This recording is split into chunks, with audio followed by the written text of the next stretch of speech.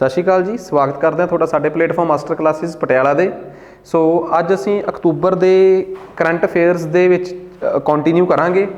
Basically जदों असी पंजाब के पेपरां दे करंट अफेयर्स की गल करते हैं तो जिहड़ी चीज़ सब तो वध इंपॉर्टेंट हुंदी है वो ये आ कि करंट अफेयर्स दे विच ना सानू डिटेल्ड इन्फॉर्मेशन चाहिदी है। ਜਦੋਂ ਤੁਸੀਂ ਅੱਜ ਦੇ ਕਰੰਟ ਅਫੇਅਰ ਦੇਖੋਗੇ ਤੁਸੀਂ ਦੇਖੋਗੇ ਬੜੇ ਫੈਕਟਸ ਵੀ ਕਵਰ ਕਰਾਂਗੇ ਅਸੀਂ। ਕਰੰਟ ਅਫੇਅਰਸ ਜੋਗਰਾਫੀ ਨਾਲ ਸੰਬੰਧਿਤ ਆ, ਅਕਤੂਬਰ ਦੇ ਮਹੀਨੇ ਦੇ ਆ। ਪੰਜਾਬ ਦੀ PPSC ਦਾ ਪੇਪਰ ਹੋਵੇ, ਛੋਟੇ ਪੇਪਰ ਹੋਣ, ਬਹੁਤ ਫੈਕਟਸ ਜੋਗਰਾਫੀ ਨਾਲ ਸੰਬੰਧਿਤ ਕਵਰ ਹੋਣਗੇ ਜਿਹੜੇ ਤੁਹਾਨੂੰ ਕਈ ਵਾਰੀ ਇੱਧਰੋਂ ਉੱਧਰੋਂ ਨਹੀਂ ਪਤਾ ਲੱਗਦੇ। ਪਲੱਸ UPSC ਨਾਲ ਸੰਬੰਧਿਤ ਪੇਪਰ ਕਰੰਟ ਅਫੇਅਰਸ ਬਾਈਲਿੰਗੁਅਲ ਹੋਣਗੇ। ਸੋ ਸਟਾਰਟ ਕਰਦੇ ਹਾਂ ਜੀ ਕਰੰਟ ਅਫੇਅਰ। ਸਭ ਤੋਂ ਪਹਿਲਾ ਕਰੰਟ ਅਫੇਅਰ ਹੈਗਾ ਜੀ ਮਹੇਸ਼ਵਰ ਡੈਮ। नर्मदा उत्ते एक हाइड्रो प्रोजैक्ट, नर्मदा नदी आ भारत की, तुहानूं पता कि जिहड़ियां पैनिनसुलर प्रादीपी आ भारत आ वाला, इत्थों दीयां ज़्यादातर नदियां ईस्ट वाल फ्लो करदियां, पर दो नदियां एक नर्मदा ते एक तापी ये वैसट वाल फ्लो करदियां क्योंकि नर्मदा ते तापी एक खाई चों लंघदियां जिस खाई की ढलान ही वैसट वालों आ। दैट्स वाई ये रिवर्स जिहड़ियां ने वैसटवर्ड फ्लो करदियां। सो इन्हां चों जिहड़ी नर्मदा नदी आ जिहड़ी जिस दे एक पासे विंध्यास ते दूजे पासे सतपुड़ा दे पहाड़ आ, उस नदी ते एक हाइड्रो प्रोजैक्ट सी महेश्वर हाइड्रो प्रोजैक्ट। उन्नू बनाउण वाली उस प्रोजैक्ट नूं बनाउण वाली कंपनी जिहड़ी आ उहदे नाल वाद विवाद होण करके परचेज एग्रीमेंट सही ना होण करके होण वाली सरकार ने उहदे नाल सारे एग्रीमेंट कैंसल करते हैं। सो इस करके महेश्वर डैम भी खबरां च पेपर च आ सकता कि महेश्वर डैम किहड़ी नदी ते आ। ते दूजी चीज़ पेपर च आ सकती है नर्मदा नदी बारे। नर्मदा की खासियत यह है कि जिन्नियां भी नदियां पच्छम नूं वगदियां है, चाहे वो नर्मदा है, चाहे वो तापी आ, चाहे भारत पूजा है, चाहे जुआरी आ, चाहे मंडोवी आ, ठीक है, चाहे होर कोई भी दरिया है, साबरमती आ, ठीक है, भद्रा दरिया है, कोई भी दरिया इत्थों हैगा, भद्रा दरिया गुजरात च, मंडोवी ते जुआरी गोवा प्लस करनाटका, भरत पूजा केरला। इन्हां चों सब तो लंबी नदी नर्मदा है। पहली गल ये खाई चों लंघदी है जिहदे एक पासे विंध्यास ते एक पासे सतपुड़ा दे पहाड़ आ। अमरकंटक प्लेटू दे कोलों निकलदी आ, ठीक है, उत्थों निकल के ये जिथे गुजरात दे थल्लड़े पासे गल्फ ऑफ कैंबे जिन्हों असी खंबत दी खाड़ी गल्फ ऑफ खंबत भी कहने आ, उत्थे जाके डिस्चार्ज होंदी आ। इस नदी दियां कई ट्रिब्यूटरीज ने, गौर करियो, आ देखो बड़ी इंपॉर्टेंट गल आ, इहदियां औरसंग, ठीक आ, हिरान, चुराल, कोलार, ये सारियां इहदियां ट्रिब्यूटरीज ने। पेपर च आ सकता है कि जी मेन किहड़ियां किहड़ियां है, औरसंग, हिरान, कोलार, ये सारियां, तावा, ठीक है, तावा हो गई, सेर हो गई, शंखर हो गई, ये सारियां इहदियां ट्रिब्यूटरीज ने। ਜਿਹੜੀਆਂ ਪਰਲੇ ਪਾਸਿਓਂ ਆ ਰਹੀਆਂ ਉਹ ਰਾਈਟ हैंड सज्जे पासे वालियां, ਜਿਹੜੀਆਂ इधरों आ रही ਉਹ लैफ्ट हैंड वालियां सहायक नदियां जिन्हों ਅਸੀਂ ट्रिब्यूटरीज भी कह ਦਿੰਦੇ ਆ। ਇਹ बेसिकली सतपुड़ा के पहाड़ थल्लड़े पासे वाले पहाड़ आ। सतपुड़ा के पहाड़ बेसिकली कोई एक पहाड़ नहीं गे।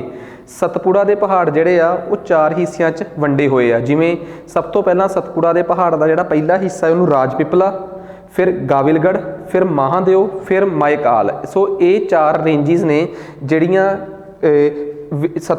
सतपुड़ा दे उपरले पासे विंध्यास लगातार इक्को चोटी वाले पहाड़ आ, ठीक।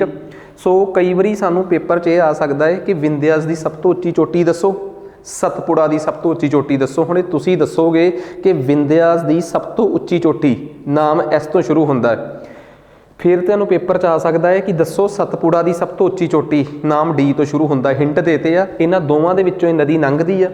ये नदी जिहड़ी आ इहदे विच भी ਉਹ ਨੇ टापू जिन्हों कहते हैं रिवराइन आईलैंड। समुंदर दे विच दे टापूआं नूं आईलैंड, दरिया दे विच दे टापूआं नूं रिवराइन आईलैंड, दरियाई टापू। ਇਹਦੇ 'ਚ सब तो वड्डा टापू आ आलिया बेट, एलिया बेट, ALIABET, एलिया बेट। ਤੁਸੀਂ ਕਹੋਗੇ सर ਇਹਦੇ 'ਚ ਇੱਕ सरदार सरोवर डैम भी है ਜਿਹਦੇ ਨੇੜੇ बहुत तगड़ा बुत लग्या है, ठीक है, सरदार पटेल का, जिन्हों के नाम से असी 31 अक्तूबर को नैशनल डे ऑफ यूनिटी एकता दिवस मनाने आ, जिन्हों ने भारत का एकताकरण किया सी प्रिंसली स्टेट्स नूं जोड़ के जिहड़े उस टाइम रियासतां सी। इसे करके उन्होंने उही काम किया जो जर्मन च बिस्मार्क ने किया सी, पर तरीका अड अड सी। इन्हां नूं बिस्मार्क ऑफ इंडिया, भारत का बिस्मार्क भी कहा जाता है। खैर आप अपने मुद्दे ते आउणे आ। ਉਹ भी एक टापू ते आ उन्हां दा बुत, वो है साधू बेट। सो साधू बेट सब तो वड्डा तो नहीं, सब तो वड्डा आलिया बेट आ। मैनूं लगदा जिन्नी जानकारी मैं तुहानूं इहदे बारे दे सकदा सीगा अमरकंटक दे तो नेड़ेों निकलदी आ। मध्य प्रदेश, महाराष्ट्र, गुजरात, ਜਬਲਪੁਰ ਦੇ ਨੇੜੇ ਇਹ ਇੱਕ ਬਹੁਤ ਵੱਡਾ ਝਰਨਾ ਬਣਾਉਂਦੀ ਹੈ ਧੂਆਂਦਾਰ। ਪੇਪਰ 'ਚ ਆ ਸਕਦਾ, ਧੂਆਂਦਾਰ ਝਰਨੇ ਦਾ ਸੰਬੰਧ ਕਿਸ ਨਦੀ ਨਾਲ ਹੈ। ਇਹਦੇ ਤੇ ਬਹੁਤ ਸਾਰੇ ਆਈਲੈਂਡਸ ਨੇ ਪਰ ਆਲੀਆ ਬੇਟ ਉਹ 'ਚੋਂ ਸਾਰਿਆਂ ਤੋਂ ਵੱਡਾ ਹੈ। ਇਹਦੇ ਤੇ ਸਰਦਾਰ ਸਰੋਵਰ ਡੈਮ ਵੀ ਆ, ਠੀਕ ਆ, ਉਹ ਸਾਧੂ ਬੇਟ ਆਈਲੈਂਡ 'ਚ ਆ। ਹੋਰ ਇਹਦੇ ਤੇ ਕਿਹੜੇ ਕਿਹੜੇ ਹਾਈਡਰੋ ਪ੍ਰੋਜੈਕਟ ਨੇ, ਸਰਦਾਰ ਸਰੋਵਰ, ਮਹੇਸ਼ਵਰ ਖਬਰਾਂ 'ਚ, ਇੰਦਰਾ ਸਾਗਰ। ਮਹੇਸ਼ਵਰ ਖਬਰਾਂ 'ਚ ਇਸ ਕਰਕੇ ਆ ਸਕਦਾ ਹੈ। ਇਹਨੂੰ ਬਚਾਉਣ ਵਾਸਤੇ ਜਦੋਂ ਇਹਦੇ ਤੇ ਸਰਦਾਰ ਸਰੋਵਰ ਡੈਮ ਬਣ ਰਿਹਾ ਸੀਗਾ ਉਦੋਂ ਨਰਮਦਾ ਨੂੰ ਬਚਾਉਣ ਵਾਸਤੇ, ਕਿਉਂਕਿ ਡੈਮ ਬਣਾਉਣ ਵਾਸਤੇ ਤੁਸੀਂ ਬਹੁਤ ਕੁਝ ਕੁਦਰਤੀ ਚੀਜ਼ਾਂ ਨਾਲ ਖਿਲਵਾੜ ਕਰਦੇ ਹੋ। ਮੇਧਾ ਪਾਟਕਰ ਨਾਮ ਦੀ ਐਕਟਿਵਿਸਟ ਸੀ ਜਿਨ੍ਹਾਂ ਆਦੀਵਾਸੀਆਂ ਲਈ ਆਵਾਜ਼ ਉਠਾਈ ਤੇ ਨਰਮਦਾ ਨੂੰ ਬਚਾਉਣ ਦਾ ਇੱਕ ਸੰਘਰਸ਼ ਕੀਤਾ। Medha Patkar is one of the greatest ਕਹਿ ਲਓ ਕਿ ਐਕਟਿਵਿਸਟ, ਠੀਕ ਆ, ਇਨਵਾਇਰਮੈਂਟਲ ਐਕਟਿਵਿਸਟ, ਜਿਨ੍ਹਾਂ ਨੇ ਉਹ ਇੱਕ ਵਾਤਾਵਰਨ ਪ੍ਰੇਮੀ ਕਹਿ ਲਓ ਜਾਂ ਸੰਘਰਸ਼ਕਰਤਾ ਕਹਿ ਲਓ, ਜਿਨ੍ਹਾਂ ਨੇ ਬਹੁਤ ਵੱਡਾ ਸੰਘਰਸ਼ ਕੀਤਾ ਸੀਗਾ ਨਰਮਦਾ ਨੂੰ ਬਚਾਉਣ ਵਾਸਤੇ। ਜ਼ਿਆਦਾ ਸਮਾਂ ਆਪਣੇ ਕੋਲ ਹੈ ਨਹੀਂ ਪਰ ਆਪਾਂ ਨੈਕਸਟ ਅਗਲੇ ਕੁਐਸਚਨ 'ਤੇ ਚੱਲਦੇ ਹਾਂ। ਕਹਿੰਦੇ ਬੋਸਨੀਆ ਦੇ ਜਿਹੜੇ ਰਾਸ਼ਟਰਪਤੀ ਤੇ ਪ੍ਰਧਾਨ ਮੰਤਰੀ ਦੇ ਇਲੈਕਸ਼ਨਸ, ਠੀਕ ਆ, ਉਹ ਹੁਣੇ ਹੋਏ ਆ ਬਿਕੋਜ਼ ਉੱਥੇ ਨਾ ਪੁਰਾਣੇ ਸਮੇਂ ਤੋਂ, ਲੰਮੇ ਸਮੇਂ ਤੋਂ, ਤਕਰੀਬਨ ਅੱਜ ਤੋਂ ਨਾ ਕਰਦੇ ਵੀ 30 ਸਾਲ ਪਹਿਲਾਂ ਤੋਂ ਇੱਕ ਕ੍ਰਾਈਸਿਸ ਚੱਲ ਰਿਹਾ ਹੈ, ਠੀਕ ਆ। ਉਸ ਕ੍ਰਾਈਸਿਸ ਤੋਂ ਬਾਅਦ ਹੁਣੇ ਉੱਥੇ ਇਲੈਕਸ਼ਨ ਹੋ ਕੇ ਹਟੇ ਆ ਤੇ ਉੱਥੇ ਰਾਸ਼ਟਰਪਤੀ ਤੇ ਪ੍ਰਧਾਨ ਮੰਤਰੀ ਚੁਣੇ ਗਏ ਆ। ਗੱਲ ਇਹ ਨਹੀਂ ਕਿ ਕੌਣ ਚੁਣਿਆ ਗਿਆ, ਕਿਉਂਕਿ ਇਹੋ ਜਿਹੀਆਂ ਚੀਜ਼ਾਂ ਪੇਪਰ 'ਚ ਨਹੀਂ ਆਉਂਦੀਆਂ। ਵੈਸੇ ਵੀ ਇਹ ਚੀਜ਼ਾਂ ਬੈਂਕਾਂ ਦੇ ਪੇਪਰਾਂ 'ਚ ਆਉਂਦੀਆਂ, ਇਹ ਪੰਜਾਬ ਦੇ ਪੇਪਰਾਂ 'ਚ ਘੱਟ। ਫਿਰ ਵੀ ਚਲੋ ਗੱਲ ਮਸਲਾ ਇਹ ਆ ਕਿ ਤੁਹਾਨੂੰ ਇਹ ਪਤਾ ਹੋਣਾ ਚਾਹੀਦਾ ਹੈ ਕਿ ਬੋਸਨੀਆ ਦੇਸ਼ ਹੈ ਕਿੱਥੇ ਆ। ਬਹੁਤ ਇੰਪੋਰਟੈਂਟ ਚੀਜ਼ ਦੱਸ ਰਿਹਾ ਮੈਂ ਤੁਹਾਨੂੰ। ਜਦੋਂ ਤੁਸੀਂ ਯੂਰਪ ਦਾ ਮੈਪ ਦੇਖੋਗੇ ਨਾ, ਯੂਰਪ ਦੇ ਮੈਪ ਦੇ ਥੱਲੜੇ ਪਾਸੇ ਤੁਹਾਨੂੰ ਆਹ ਸਮੁੰਦਰ ਦਿਸੂਗਾ, ਇਹ ਆ ਭੂ-ਮੱਧ ਸਾਗਰ, ਮੈਡੀਟੇਰੀਅਨ ਸੀ। ਇਹਦੇ ਉੱਪਰ ਨਾ ਤੁਸੀਂ ਨਾ ਆਹ ਦੇਸ਼ ਦੇਖਿਓ, ਇਹ Bulgaria, Macedonia, Greece, Albania, Montenegro, Serbia, Bosnia and Herzegovina, Slovenia, Hungary. ਇਹ ਸਾਰੇ ਦੇਸ਼ ਜਿਹੜੇ ਆ ਨਾ ਉਹ ਇੱਕ ਉਹਦੇ ਤੇ ਆ, ਪੈਨਿਨਸੂਲਾ ਤੇ। ਪੈਨਿਨਸੂਲਾ ਮਤਲਬ ਪ੍ਰਾਦੀਪ। ਇਹਦੇ ਇਸ ਇਲਾਕੇ ਦੇ ਇੱਧਰ, ਥੱਲੇ ਤੇ ਇੱਧਰ ਤਿੰਨੇ ਪਾਸੇ ਪਾਣੀ ਆ। ਜਿਹਦੇ ਤਿੰਨੇ ਪਾਸੇ ਪਾਣੀ ਹੋਵੇ ਉਹਨੂੰ ਕਹਿੰਦੇ ਆ ਪੈਨਿਨਸੂਲਾ, ਠੀਕ ਆ। ਸੋ ਆਪਣੇ ਆਪ 'ਚ ਇਹ ਇੱਕ ਬਹੁਤ ਮਸ਼ਹੂਰ ਪੈਨਿਨਸੂਲਾ ਹੈ, ਠੀਕ ਆ। ਸੋ ਇਸ ਇਲਾਕੇ ਨੂੰ, ਇਸ ਪੈਨਿਨਸੂਲਾ ਨੂੰ ਕੀ ਕਿਹਾ ਜਾਂਦਾ ਹੈ, ਕਿਉਂਕਿ ਜੇ ਦੁਨੀਆ 'ਚ ਕੋਈ ਪੈਨਿਨਸੂਲਾ ਹੈਗਾ ਹੈ ਜਿਹਦੇ ਤਿੰਨੇ ਪਾਸੇ, ਜਿਸ ਧਰਤੀ ਦੇ ਪਾਣੀ, ਉਹਦਾ ਕੋਈ ਨਾਮ ਆ। ਜਿਵੇਂ ਇੱਕ ਅਰਬ ਪੈਨਿਨਸੂਲਾ ਹੈ ਜਿਹਦੇ 'ਚ ਸਾਊਦੀ ਅਰਬ ਵਰਗੇ, ਯਮਨ ਵਰਗੇ ਕਈ ਦੇਸ਼ ਆ, ਉਹਨੂੰ ਅਰਬ ਪੈਨਿਨਸੂਲਾ ਕਹਿੰਦੇ ਆ, ਅਰਬ ਪ੍ਰਾਦੀਪ, ਜਿਹੜਾ ਕਿ ਦੁਨੀਆ ਦਾ ਸਭ ਤੋਂ ਵੱਡਾ ਪੈਨਿਨਸੂਲਾ ਹੈ। ਇੰਡੀਆ ਦਾ ਜਿਹੜਾ ਥੱਲੜਾ ਹਿੱਸਾ ਹੈ ਉਹਦੇ ਵੀ ਤਿੰਨ ਪਾਸੇ ਪਾਣੀ ਆ, ਇਹਨੂੰ ਕਹਿੰਦੇ ਆ ਇੰਡੀਅਨ ਪੈਨਿਨਸੂਲਾ। ਇੱਕ ਨਾਰਵੇ ਸਵੀਡਨ ਵਾਲਾ, ਜਿੱਥੇ ਐਵੇਂ ਜਿਹਦਾ ਜਿੱਥੇ ਨਾਰਵੇ ਦੇਸ਼ ਆ ਉੱਥੇ ਨਾਰਵੇ, ਡੈਨਮਾਰਕ ਤੇ ਸਵੀਡਨ, ਇਹਨੂੰ ਕਹਿੰਦੇ ਆ ਸਕੈਂਡੀਨੇਵੀਅਨ ਪੈਨਿਨਸੂਲਾ, ਠੀਕ ਆ। ਇਸ ਇਲਾਕੇ ਨੂੰ ਕਿਹਾ ਜਾਂਦਾ ਹੈ ਬਾਲਕਨ ਪੈਨਿਨਸੂਲਾ। ਬਾਲਕਨ, ਇਹ ਬਾਲਕਨ ਦਾ ਇਲਾਕਾ। ਇੱਥੇ ਇੱਕ ਪਲੇਟੂ ਆ, ਬਾਲਕਨ। ਪਲੇਟੂ ਮਤਲਬ ਪਠਾਰ, ਉੱਚੀ ਜਿਹਾ ਅੱਧਾ ਦਿੱਤਾ ਜਿਹਾ ਪਹਾੜ, ਉਹਦੇ ਨਾਮ ਤੋਂ ਇਹਦਾ ਇਲਾਕੇ ਦਾ ਨਾਮ ਬਾਲਕਨ ਪੈ ਗਿਆ। ਇਹਨਾਂ ਬਾਲਕਨ ਦੇ ਜਿਹੜੇ ਦੇਸ਼ ਆ ਨਾ, ਇਹਨਾਂ ਦੀ ਇੱਕ ਬਿਮਾਰੀ ਰਹੀ ਆ, ਇਹ ਦੇਸ਼ ਨਾ ਟੁੱਟਦੇ ਫਿੱਟਦੇ ਰਹੇ ਆ। ਤੁਹਾਨੂੰ ਪਤਾ 1914 'ਚ ਜਦੋਂ ਪਹਿਲਾ ਵਿਸ਼ਵ ਯੁੱਧ ਸ਼ੁਰੂ ਹੋਇਆ ਸੀ, ਫਸਟ ਵਰਲਡ ਵਾਰ, ਉਦੋਂ ਆ ਬੋਸਨੀਆ ਐਂਡ ਹਰਜ਼ੇਗੋਵਿਨਾ ਇੱਥੋਂ ਦੀ ਜ਼ਮੀਨ ਦਾ ਹੀ ਰੌਲਾ ਸੀਗਾ। ਇਸ ਇਲਾਕੇ ਨੂੰ ਲੈ ਕੇ ਜਿਹੜਾ ਇੱਧਰਲੇ ਪਾਸਿਓਂ ਆਸਟਰੀਆ ਹੰਗਰੀ, ਠੀਕ ਆ, ਤੇ ਇੱਧਰ ਹੰਗਰੀ ਤੇ ਸਰਬੀਆ, ਇਸ ਇਲਾਕੇ ਨੂੰ ਲੈ ਕੇ ਹੰਗਰੀ ਤੇ ਸਰਬੀਆ 'ਚ ਰੌਲਾ ਸੀਗਾ। ਤੇ ਸਰਬੀਆ ਦੇ ਕੁਝ ਲੋਕਾਂ ਨੇ ਹੰਗਰੀ ਦੇ ਰਾਜੇ ਨੂੰ ਗੋਲੀ ਮਾਰਤੀ। ਉੱਥੋਂ ਫਸਟ ਵਰਲਡ ਵਾਰ ਦੀ ਸ਼ੁਰੂਆਤ ਹੋਈ ਤੇ ਉਹ ਰਾਜੇ ਨੂੰ ਗੋਲੀ ਜਿਸ ਧਰਤੀ ਤੇ ਮਾਰੀ ਗਈ ਉਹ ਬੋਸਨੀਆ ਐਂਡ ਹਰਜ਼ੀਗੋਵਿਨਾ ਸੀਗਾ। ਸੋ ਫਸਟ ਵਰਲਡ ਵਾਰ ਦੀ ਸ਼ੁਰੂਆਤ ਨਾਲ ਸੰਬੰਧਿਤ ਏਰੀਆ ਹੈ, ਬੜਾ ਇੰਪੋਰਟੈਂਟ ਦੇਸ਼ ਆ। ਰਾਜਧਾਨੀ ਆ ਸਰਾਜੀਵੋ। ਇੰਪੋਰਟੈਂਟ ਗੱਲ ਸਮਝ ਆ ਗਈ। ਬਾਲਕਨ ਸਟੇਟਸ ਕੀ ਨੇ? ਜਦੋਂ ਵੀ ਕੋਈ ਦੁਨੀਆ 'ਚ ਦੇਸ਼ ਟੁੱਟ ਕੇ ਛੋਟੇ ਛੋਟੇ ਦੇਸ਼ਾਂ 'ਚ ਵੰਡਿਆ ਜਾਂਦਾ ਨਾ, ਉਹਨੂੰ ਪਤਾ ਲੋਕ ਕੀ ਕਹਿ ਦਿੰਦੇ ਆ ਕਿ ਇਸ ਦੇਸ਼ ਦਾ ਤੇ ਬਾਲਕਨਾਈਜੇਸ਼ਨ ਹੋ ਗਿਆ। ਬਾਲਕਨਾਈਜੇਸ਼ਨ ਦਾ ਮਤਲਬ ਹੀ ਟੁੱਟਣ ਤੋਂ ਬਣਾਤਾ ਲੋਕਾਂ ਨੇ। ਕਿਉਂ? ਬਾਲਕਨ ਕੰਟਰੀ ਟੁੱਟਦੇ ਰਹੇ ਆ। ਕਿਸੇ ਟਾਈਮ ਆ ਜਿਹੜਾ ਇਲਾਕਾ ਹੈ ਸਾਰਾ, ਆਹ ਵਾਲਾ ਸਰਬੀਆ, ਮੋਂਟੇਗਰਾ, ਇਹ ਇਲਾਕਾ, ਅਲਬੀਨੀਆ, ਮੈਕੇਡੋਨੀਆ, ਬੁਲਗੇਰੀਆ, ਇਹ ਸਾਰੇ ਦਾ ਸਾਰਾ ਇਲਾਕਾ ਇੱਕ ਦੇਸ਼ ਹੁੰਦਾ ਸੀ, ਯੂਗੋਸਲਾਵੀਆ। ਜਦੋਂ ਮਦਰ ਟਰੇਸਾ ਦਾ ਜਨਮ ਹੋਇਆ ਉਸ ਟਾਈਮ ਇਹ ਯੂਗੋਸਲਾਵੀਆ ਸੀ। ਉਹਨਾਂ ਦੇ ਜਨਮ ਤੋਂ ਬਾਅਦ ਕਿੰਨੇ ਹਿੱਸਿਆਂ 'ਚ ਟੁੱਟ ਗਿਆ ਤੇ ਉਹਨਾਂ ਦਾ ਜਿਹੜਾ ਘਰ ਸੀਗਾ ਉਹ ਅਲਬੀਨੀਆ 'ਚ ਪੈਂਦਾ ਸੀ ਬਾਅਦ 'ਚ। ਸੋ ਸਟੋਰੀਜ਼ ਤੋਂ ਸਟੋਰੀਜ਼ ਨਿਕਲਦੀਆਂ। ਮਦਰ ਟਰੇਸਾ ਨੂੰ 1977 ਦੇ ਅਰਾਊਂਡ, ਠੀਕ ਆ, ਨੋਬਲ ਪੀਸ ਪ੍ਰਾਈਜ਼ ਮਿਲਿਆ। ਉਸ ਤੋਂ ਬਾਅਦ ਉਹਨਾਂ ਨੂੰ ਭਾਰਤ ਦਾ ਭਾਰਤ ਰਤਨ ਵੀ ਮਿਲਿਆ। ਜਨਮ ਕਿਸੇ ਹੋਰ ਦੇਸ਼ 'ਚ ਹੋਇਆ ਪਰ ਭਾਰਤ 'ਚ ਉਹਨਾਂ ਨੇ ਨੈਚੁਰਲਾਈਜੇਸ਼ਨ ਦੇ ਤਰੀਕੇ ਨਾਲ ਨਾਗਰਿਕਤਾ ਹਾਸਲ ਕੀਤੀ ਸੀ। ਖੈਰ, ਜੋ ਮੁੱਦੇ ਮੈਂ ਡਿਸਕਸ ਕਰ ਸਕਦਾ ਸੀ ਮੈਂ ਡਿਸਕਸ ਕੀਤੇ। ਉਮੀਦ ਕਰਦਾ ਕਿ ਸਮਝ ਆ ਗਿਆ ਹੋਊਗਾ। ਹੁਣ ਬੁਰਕੀਨਾ ਫਾਸੋ ਅਫਰੀਕਾ ਦਾ ਦੇਸ਼ ਆ। ਭੂ ਮੱਧ ਸਾਗਰ ਮੈਡੀਟੇਰੀਅਨ ਸੀ ਦੇ ਥੱਲੜੇ ਪਾਸੇ ਅਫਰੀਕਾ ਹੈ, ਇੱਥੇ ਮੈਡੀਟੇਰੀਅਨ ਸੀ, ਉੱਪਰ ਯੂਰਪ, ਇੱਥੇ ਟਰਕੀ, ਇੱਥੋਂ ਤੁਹਾਡਾ ਏਸ਼ੀਆ ਸ਼ੁਰੂ ਹੋ ਜਾਂਦਾ ਸਾਰਾ। Africa is called dark continent ਕਿਉਂਕਿ ਯੂਰਪ ਵਾਲਿਆਂ ਨੇ ਜਦੋਂ ਸਾਰੀ ਦੁਨੀਆ ਲੱਭ ਲਈ ਨਾ, ਇੱਧਰ ਵੀ ਗਏ, ਇੱਧਰ ਵੀ ਨਾਰਥ ਅਮਰੀਕਾ ਵੀ ਗਏ, ਸਾਊਥ ਅਮਰੀਕਾ ਵੀ, ਅਫਰੀਕਾ 'ਚੋਂ ਸਭ ਤੋਂ ਐਂਡ 'ਚ ਗਏ। ਇਸੇ ਕਰਕੇ ਇਹਨੂੰ ਉਹ ਡਾਰਕ ਕੰਟਰੀ ਦੱਸਦੇ ਕਿ ਸ਼ਾਇਦ ਇੱਥੇ ਕੁਛ ਵੀ ਨਹੀਂ ਹੈਗਾ। ਅਫਰੀਕਾ ਦਾ ਹੀ ਇੱਕ ਦੇਸ਼ ਆ ਬੁਰਕੀਨਾ ਫਾਸੋ, ਠੀਕ ਆ। ਬੁਰਕੀਨਾ ਫਾਸੋ ਉਹ ਦੇਸ਼ ਆ, ਤੁਸੀਂ ਦੁਨੀਆ ਦਾ ਸੈਂਟਰ ਕੱਢ ਕੇ ਇੱਕ ਲਾਈਨ ਮਾਰੋ ਜਿਹਨੂੰ ਅਸੀਂ ਦੇਸ਼ਾਂਤਰ ਕਹਿੰਦੇ ਆ, ਠੀਕ ਆ, ਲੌਂਗੀਟਿਊਡਸ। ਸਭ ਤੋਂ ਸੈਂਟਰ ਵਾਲੀ ਲੌਂਗੀਟਿਊਡ ਨੂੰ ਤੁਸੀਂ ਪ੍ਰਾਈਮ ਮੈਰੀਡੀਅਨ ਕਹਿੰਦੇ ਹੋ, ਮੁੱਖ ਦੇਸ਼ਾਂਤਰ। ਇਹ ਬੁਰਕੀਨਾ ਫਾਸੋ 'ਚੋਂ ਪਾਸ ਕਰਕੇ ਜਾਂਦੀ ਹੈ, ਦੁਨੀਆ ਦੀ ਸਭ ਤੋਂ ਸੈਂਟਰ ਵਾਲੀ ਲਾਈਨ। ਉੱਪਰ ਇਹ ਗ੍ਰੀਨਵਿਚ 'ਚੋਂ ਵੀ ਪਾਸ ਕਰਕੇ ਜਾਂਦੀ ਹੈ, ਲੰਡਨ ਤੋਂ ਇਹਦੇ ਨੇੜਿਓਂ, ਪਰ ਇੱਥੋਂ ਵੀ ਪਾਸ ਕਰਕੇ ਜਾਂਦੀ ਹੈ। ਇਸ ਦੇਸ਼ ਦੇ ਵਿੱਚ ਪਿਛਲੇ ਸਾਲ 'ਚ 1 ਸਾਲ ਦੇ ਅੰਦਰ ਅੰਦਰ 2 ਵਾਰ ਅਰਾਜਕਤਾ ਹੋ ਗਈ, ਉੱਥੋਂ ਦੀ ਸਰਕਾਰ ਦਾ ਤਖਤਾ ਪਲਟ ਹੋ ਗਿਆ। ਸੋ ਇਸੇ ਕਰਕੇ ਬੁਰਕੀਨਾ ਫਾਸੋ ਬਾਰੇ ਪੁੱਛਿਆ ਜਾ ਸਕਦਾ ਹੈ। ਇਹ ਇੱਕ ਅਜਿਹਾ ਦੇਸ਼ ਆ ਜਿਹਨੂੰ ਆਪਾਂ ਲੈਂਡ ਲੌਕ, ਸਾਰੇ ਪਾਸਿਓਂ ਦੇਸ਼ਾਂ ਨਾਲ ਘਿਰਿਆ ਹੋਇਆ, ਠੀਕ ਆ। ਉਗਾਓ ਡਗਾਊ ਇੱਥੋਂ ਦੀ ਰਾਜਧਾਨੀ ਆ, ਇੰਪੋਰਟੈਂਟ ਆ। ਹੋਰ ਇਹਦੇ ਬਾਰੇ ਕੋਈ ਬਹੁਤਾ ਇੰਪੋਰਟੈਂਟ ਨੀਗਾ, ਸੋ ਖਬਰਾਂ 'ਚ ਆਵੇ ਨਾ ਆਵੇ ਮੈਟਰ ਨਹੀਂ ਕਰਦਾ। ਅਗਲਾ ਕਰੰਟ ਅਫੇਅਰ ਦੇਖੋ, ਜੋਗਰਾਫੀ ਦੇ ਨਾਲ ਸੰਬੰਧਿਤ ਕਰੰਟ ਅਫੇਅਰਸ ਸ਼ਾਇਦ ਕਰੰਟ ਅਫੇਅਰਸ ਦੇ ਹਿਸਾਬ ਨਾਲ ਘੱਟ ਇੰਪੋਰਟੈਂਟ ਹੋਣ, ਪਰ ਹੁੰਦੇ ਬਹੁਤ ਆ।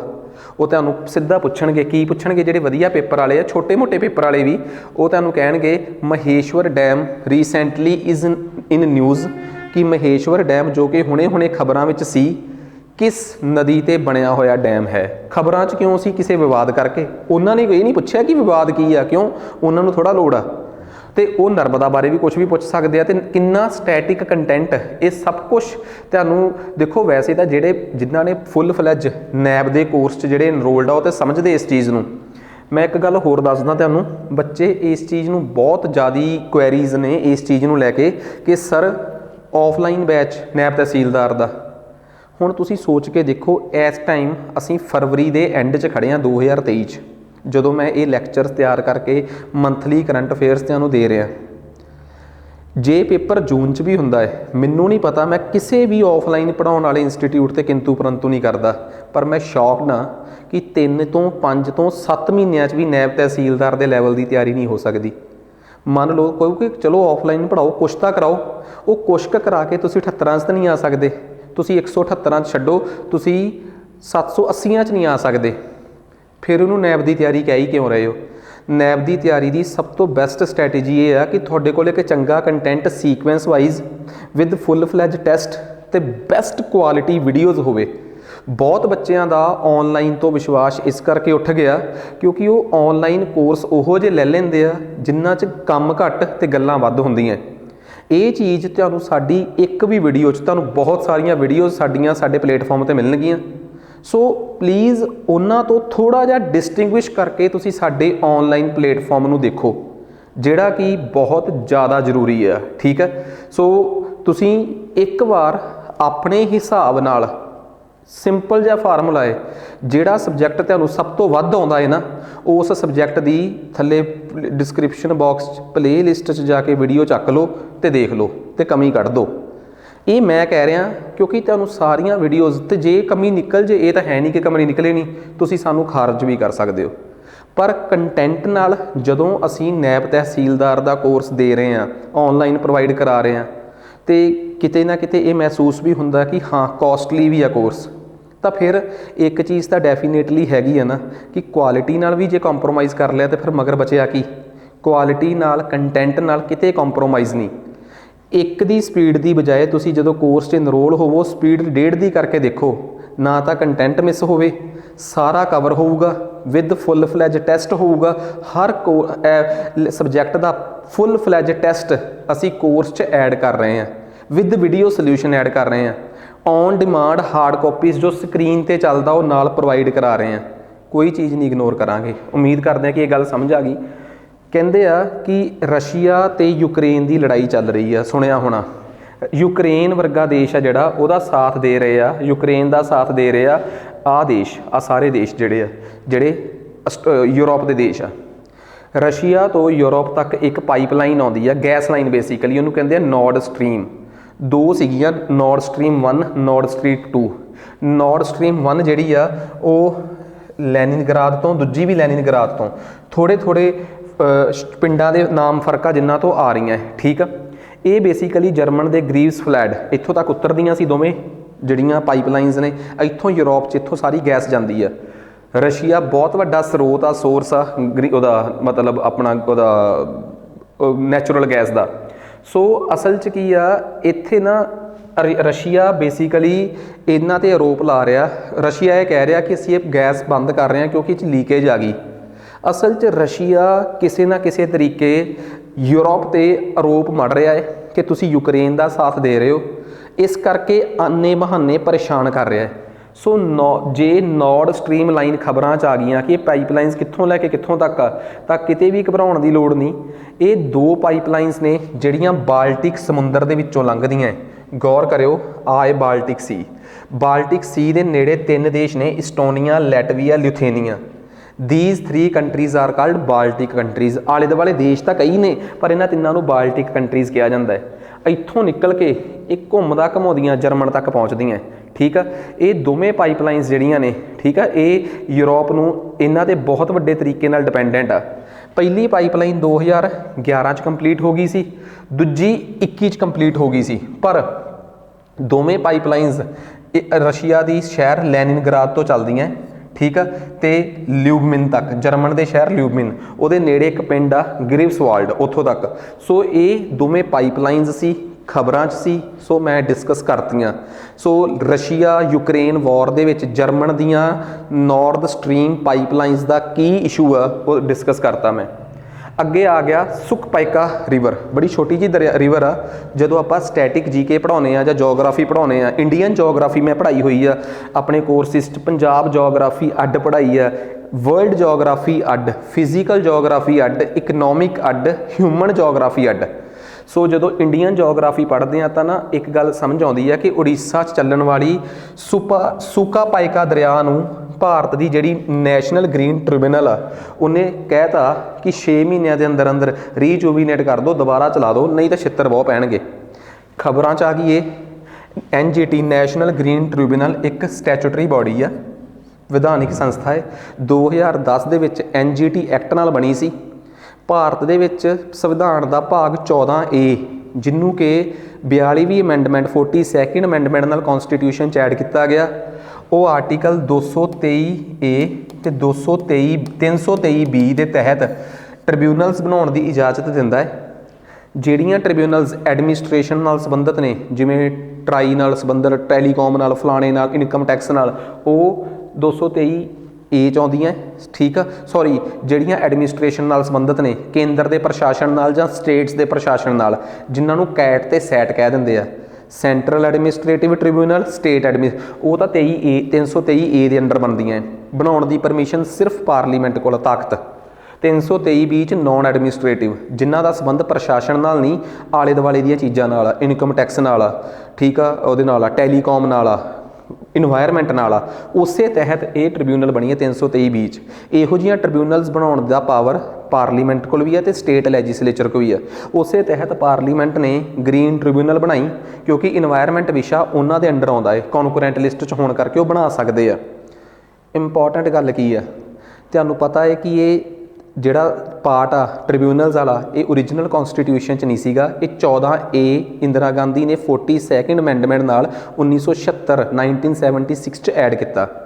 उत्थे ये कहा गया सी कि पार्लीमेंट चाहे तो ट्रिब्यूनल बना सकती है। फिर पार्लीमेंट ने 2010 च नैशनल ग्रीन ट्रिब्यूनल बनाई। सो ये मैं ये बारे माड़ी जी जानकारी दसती। कहते सुक्का पीका दरिया जिहड़ी आ वो एक डिस्ट्रीब्यूटरी आ। डिस्ट्रीब्यूटरी वो नदी हुंदी आ जिहड़ी नदी दूजी नदी च पवे वो ओदी सहायक नदी ट्रिब्यूटरी, जिहड़ी उहदे चों निकल के बाहर जावे ओदी डिस्ट्रीब्यूटरी। महानदी दी एक डिस्ट्रीब्यूटरी आ सुक्का पाइका, जिवें गंगा दी एक डिस्ट्रीब्यूटरी आ हुगली नदी, उस चों बाहर निकलदी है। मोस्ट इंपॉर्टेंट आ ट्रिब्यूटरी ते डिस्ट्रीब्यूटरी। बेसिकली ये कटक के नेड़ियों अड होके जाती है, ठीक है। तो अपने जिहड़ी नदी चों निकल के आई सीगी ਤਾਰਾਪੁਰ, ਠੀਕ ਆ, ਉਹਦੇ 'ਚ ਹੀ ਮਿਲ ਜਾਂਦੀ ਹੈ ਜਾ ਕੇ। ਪਹਿਲਾਂ ਉਹਦੇ 'ਚੋਂ ਨਿਕਲ ਕੇ ਆਈ ਸੀ, ਉਹਦੇ 'ਚ ਹੀ ਫਾਈਨਲੀ ਮਿਲ ਗਈ। ਸੋ ਖਬਰ ਤਾਂ ਸਿਰਫ ਇੰਨੀ ਕੀ ਆ, ਪਰ ਗੱਲ ਇਹ ਆ ਕਿ ਮਹਾਨਦੀ ਪੈ ਗਿਆ ਰੌਲਾ। ਮਹਾਨਦੀ ਛੱਤੀਸਗੜ੍ਹ ਤੇ ਡੰਟ ਕਰਨਿਆ ਪਲੇਟੂ ਤੋਂ ਨਿਕਲਦੀ ਹੋਈ ਫਿਰ ਘੁੰਮਦੀ ਘਮਾਉਂਦੀ ਉੜੀਸਾ 'ਚੋਂ ਜਾਂਦੀ ਹੋਈ, ਠੀਕ ਆ, ਅੱਗੇ ਜਾ ਕੇ ਡਿਸਚਾਰਜ ਹੋ ਜਾਂਦੀ ਆ, ਠੀਕ ਆ। ਸੋ ਇੱਥੋਂ ਤੱਕ ਇਹ ਸਮੁੰਦਰ ਤੱਕ ਐਵੇਂ ਪਹੁੰਚਦੀ ਆ। ਸੋ ਇੱਕ ਗੱਲ ਯਾਦ ਰੱਖਿਓ, ਇਹਦੇ ਨੇੜੇ ਹੀ, ਮਹਾਨਦੀ ਦੇ ਨੇੜੇ ਹੀ ਗ੍ਰਹਿਮਿਤਾ ਉਹ ਆ ਪਾਰਕ ਆ, ਜਿੱਥੇ ਬਹੁਤ ਸਾਰੇ ਓਲਿਵ ਟਰਟਲਸ, ਠੀਕ ਆ, ਆਪਣੀ ਬਰੀਡਿੰਗ ਕਰਦੇ ਆ ਬਾਹਰ ਆ ਕੇ, ਠੀਕ ਆ, ਜਿਹਨੂੰ ਅਲੀਬੜਾ ਇਹ ਸ਼ਬਦ ਆ, ਜਿਹਦਾ ਮਤਲਬ ਆ ਕਿ ਓਲਿਵ ਟਰਟਲਸ ਆਪਣੇ ਬੱਚਿਆਂ ਨੂੰ ਜਨਮ ਦਿੰਦੇ ਆ, ਬਰੀਡਿੰਗ ਕਰਦੇ ਆ ਜਿਹੜੀ। ਸੋ ਉਹ ਗ੍ਰਹਿਮਿਤਾ ਵਾਈਲਡ ਲਾਈਫ ਸੈਂਚੁਰੀ ਆ, ਉੱਥੇ ਬਹੁਤ ਹੁੰਦੇ ਆ, ਉਹ ਇਸੇ ਨਦੀ ਦੇ ਕੰਢੇ ਤੇ ਆ। ਗੱਲ ਮਹਾਨਦੀ ਦੀ ਹੋਈ ਆ, ਇਹਦੇ ਤੇ ਹੀਰਾਕੁੰਡ ਡੈਮ ਆ, ਮੋਸਟ ਇੰਪੋਰਟੈਂਟ, ਸੰਬਲਪੁਰ ਦੇ ਕੋਲ ਉੜੀਸਾ 'ਚ, ਇੰਡੀਆ ਦਾ ਸਭ ਤੋਂ ਲੰਮਾ ਡੈਮ। ਇਹ ਜਿਹੜੀ ਨਦੀ ਆ ਨਾ ਮਹਾਨਦੀ, ਇਹਦੇ 'ਚ ਮਿਲਣ ਵਾਲੀਆਂ ਨਦੀਆਂ ਕਹਿੰਦੇ ਲੈਫਟ ਹੈਂਡ ਟ੍ਰਿਬਿਊਟਰੀਜ਼ ਰੱਟਾ ਮਰਾਓ, ਸਿਓਨਾਥ, ਹਸਦੀਓ, ਮੰਡ ਤੇ ਈਬ, ਰੱਟਾ ਮਾਰ ਲਿਓ, ਸਿਓਨਾਥ, ਹਸਦੀਓ, ਮੰਡ ਤੇ ਈਬ। ਰਾਈਟ ਹੈਂਡ ਸਾਈਡ ਤੇ ਜ਼ੋਂਗ ਔਂਗ ਤੇਲ, ਜ਼ੋਂਗ ਔਂਗ ਤੇਲ, ਆ 3 ਨਦੀਆਂ ਇੱਧਰੋਂ ਯਾਦ ਕਰ ਲਿਓ। ਸੋ ਇਹ ਮਹਾਨਦੀ ਮੋਸਟ ਇੰਪੋਰਟੈਂਟ ਆ।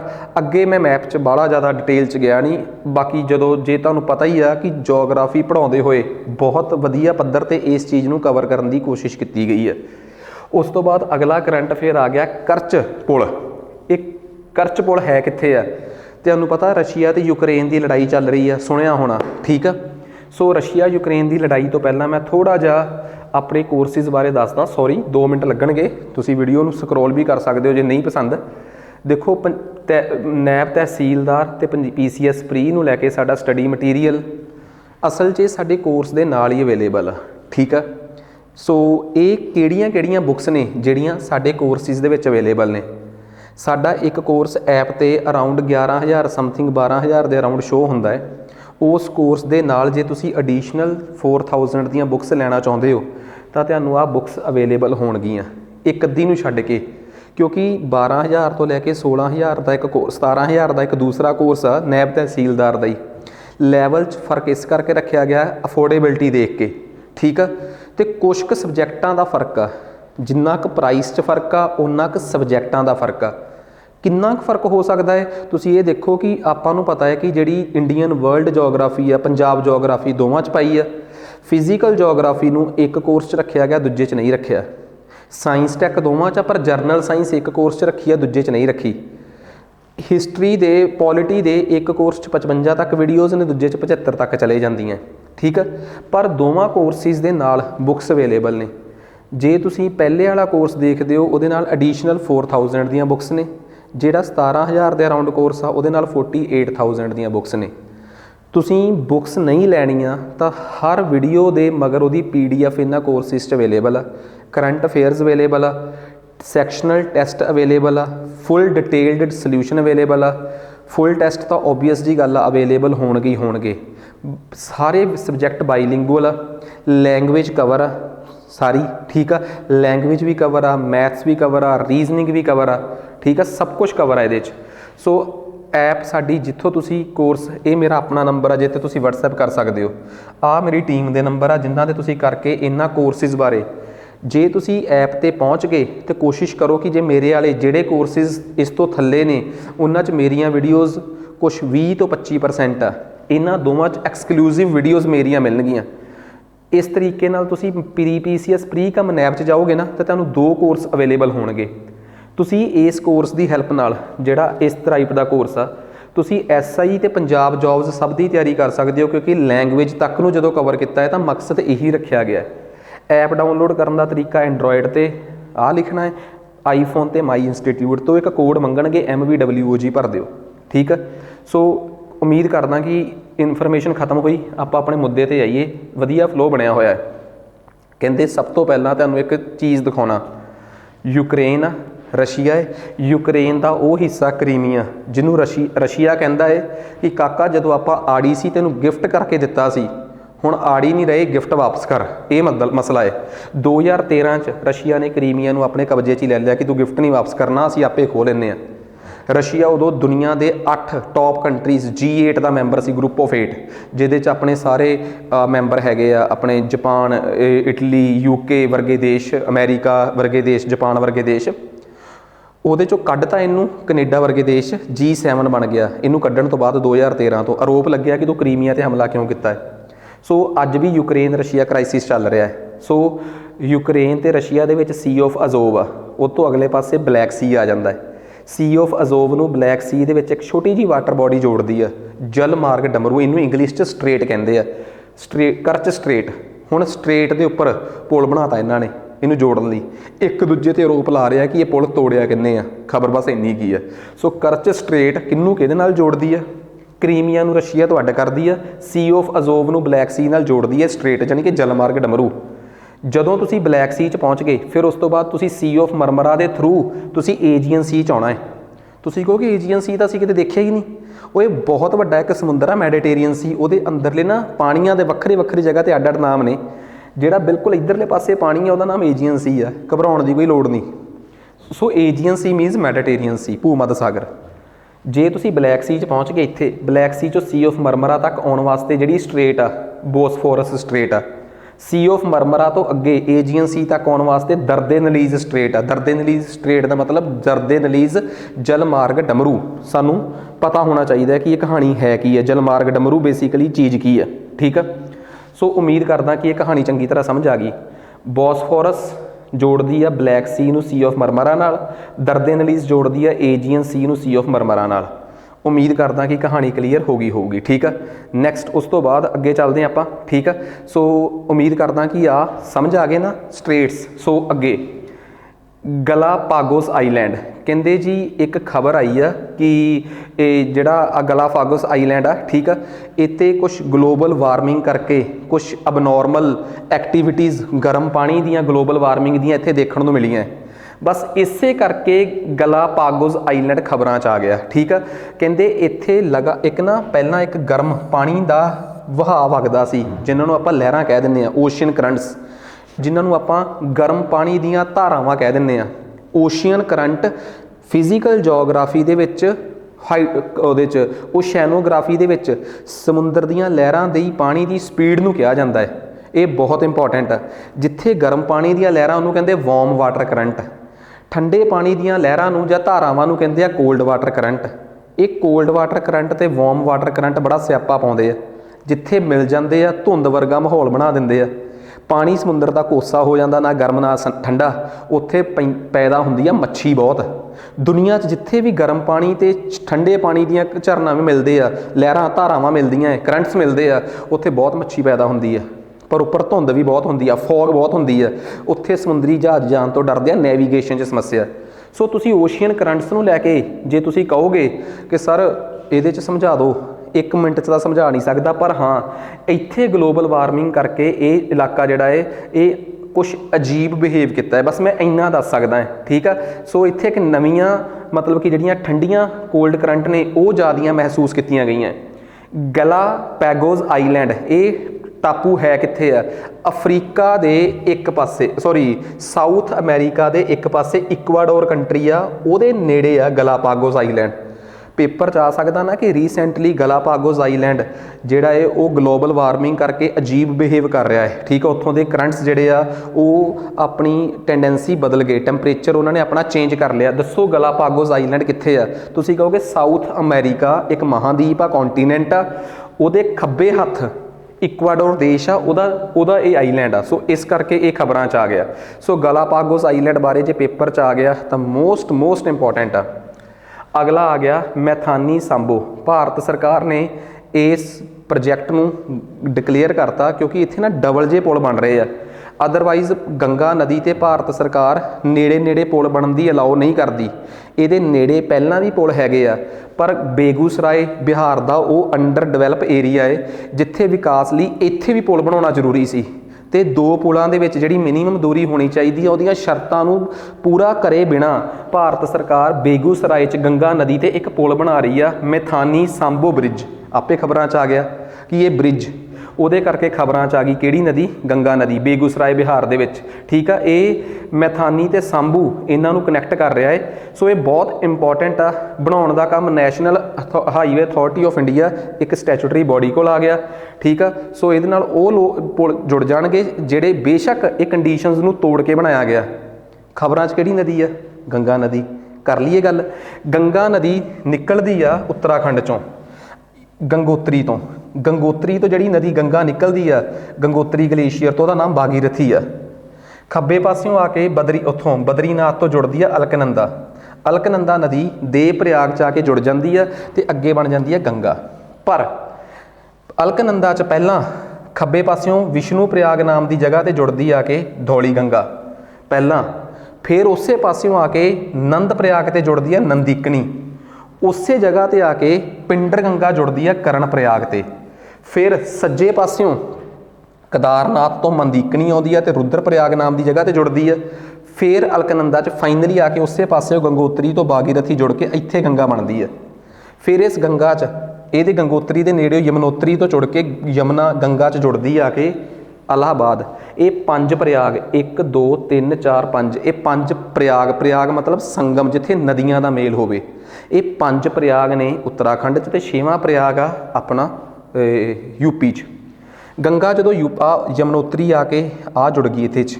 ਠੀਕ ਆ ਰਹੀ ਗੰਗਾ, ਅਤੇ ਗੰਗਾ ਨਦੀ ਇੱਥੋਂ ਘੁੰਮਦੀ ਅੱਗੇ ਫਿਰ ਇੱਕ ਨਦੀ ਗੰਗਾ ਪਦਮਾ ਬਣ ਜਾਂਦੀ ਹੈ, ਇੱਕ ਹੁਗਲੀ ਬਣ ਜਾਂਦੀ ਹੈ। ਫਿਰ ਹੁਗਲੀ ਨਦੀ ਜਿਹੜੀ ਆ ਬਣੀ ਗੰਗਾ ਦੀ, ਇਹਦੇ 'ਚ ਦਮੋਦਰ ਜੁੜਦੀ ਆ ਕੇ। ਰਿਵਰ ਸਿਸਟਮ 'ਚ ਮੈਂ ਇਸ ਤੋਂ ਵੱਧ ਡਿਟੇਲ 'ਚ ਬਹੁਤ ਪੜ੍ਹਾਇਆ ਹੋਇਆ ਹੈ। ਮੈਂ ਦੱਸਿਆ ਵੀ ਇੱਕ ਗੰਗਾ ਦੀ ਸਭ ਤੋਂ ਸੱਜੇ ਹੱਥ ਵਾਲੀ ਰਾਈਟ ਹੈਂਡ ਟ੍ਰਿਬਿਊਟਰੀ ਮਹਾਨੰਦਾ ਹੈ। ਗੰਗਾ 'ਚ ਸਭ ਤੋਂ ਵੱਡੀ ਸੱਜੇ ਪਾਸਿਓਂ ਨਦੀ ਜੁੜਦੀ ਆ ਘਾਗਰਾ। ਘਾਗਰਾ ਦੀ ਟ੍ਰਿਬਿਊਟਰੀ ਸ਼ਾਰਦਾ ਹੈ, ਜਿਹਨੂੰ ਪੰਜਾਬ ਵਾਲੇ ਕਹਿ ਰਹੇ ਆ ਕਿ SYL ਲਿੰਕ ਦੇ ਵਿੱਚ S ਫੋਰ ਸਤਲੁਜ ਨਹੀਂ ਹੋਣਾ ਚਾਹੀਦਾ, ਸ਼ਾਰਦਾ ਬਣਾਓ। ਸ਼ਾਰਦਾ ਯਮੁਨਾ ਲਿੰਕ ਸੁਣਿਆ ਹੋਣਾ ਤੁਸੀਂ, ਕਰੰਟ ਅਫੇਅਰ ਬਹੁਤ ਮੁੱਦੇ 'ਚ। ਜੇ ਤੁਸੀਂ ਨਹੀਂ ਤਾਂ ਪੰਜਾਬ ਦੇ ਕਰੰਟ ਅਫੇਅਰਸ 'ਚ ਆਪਾਂ ਡਿਸਕਸ ਕਰਦੇ ਹਾਂ।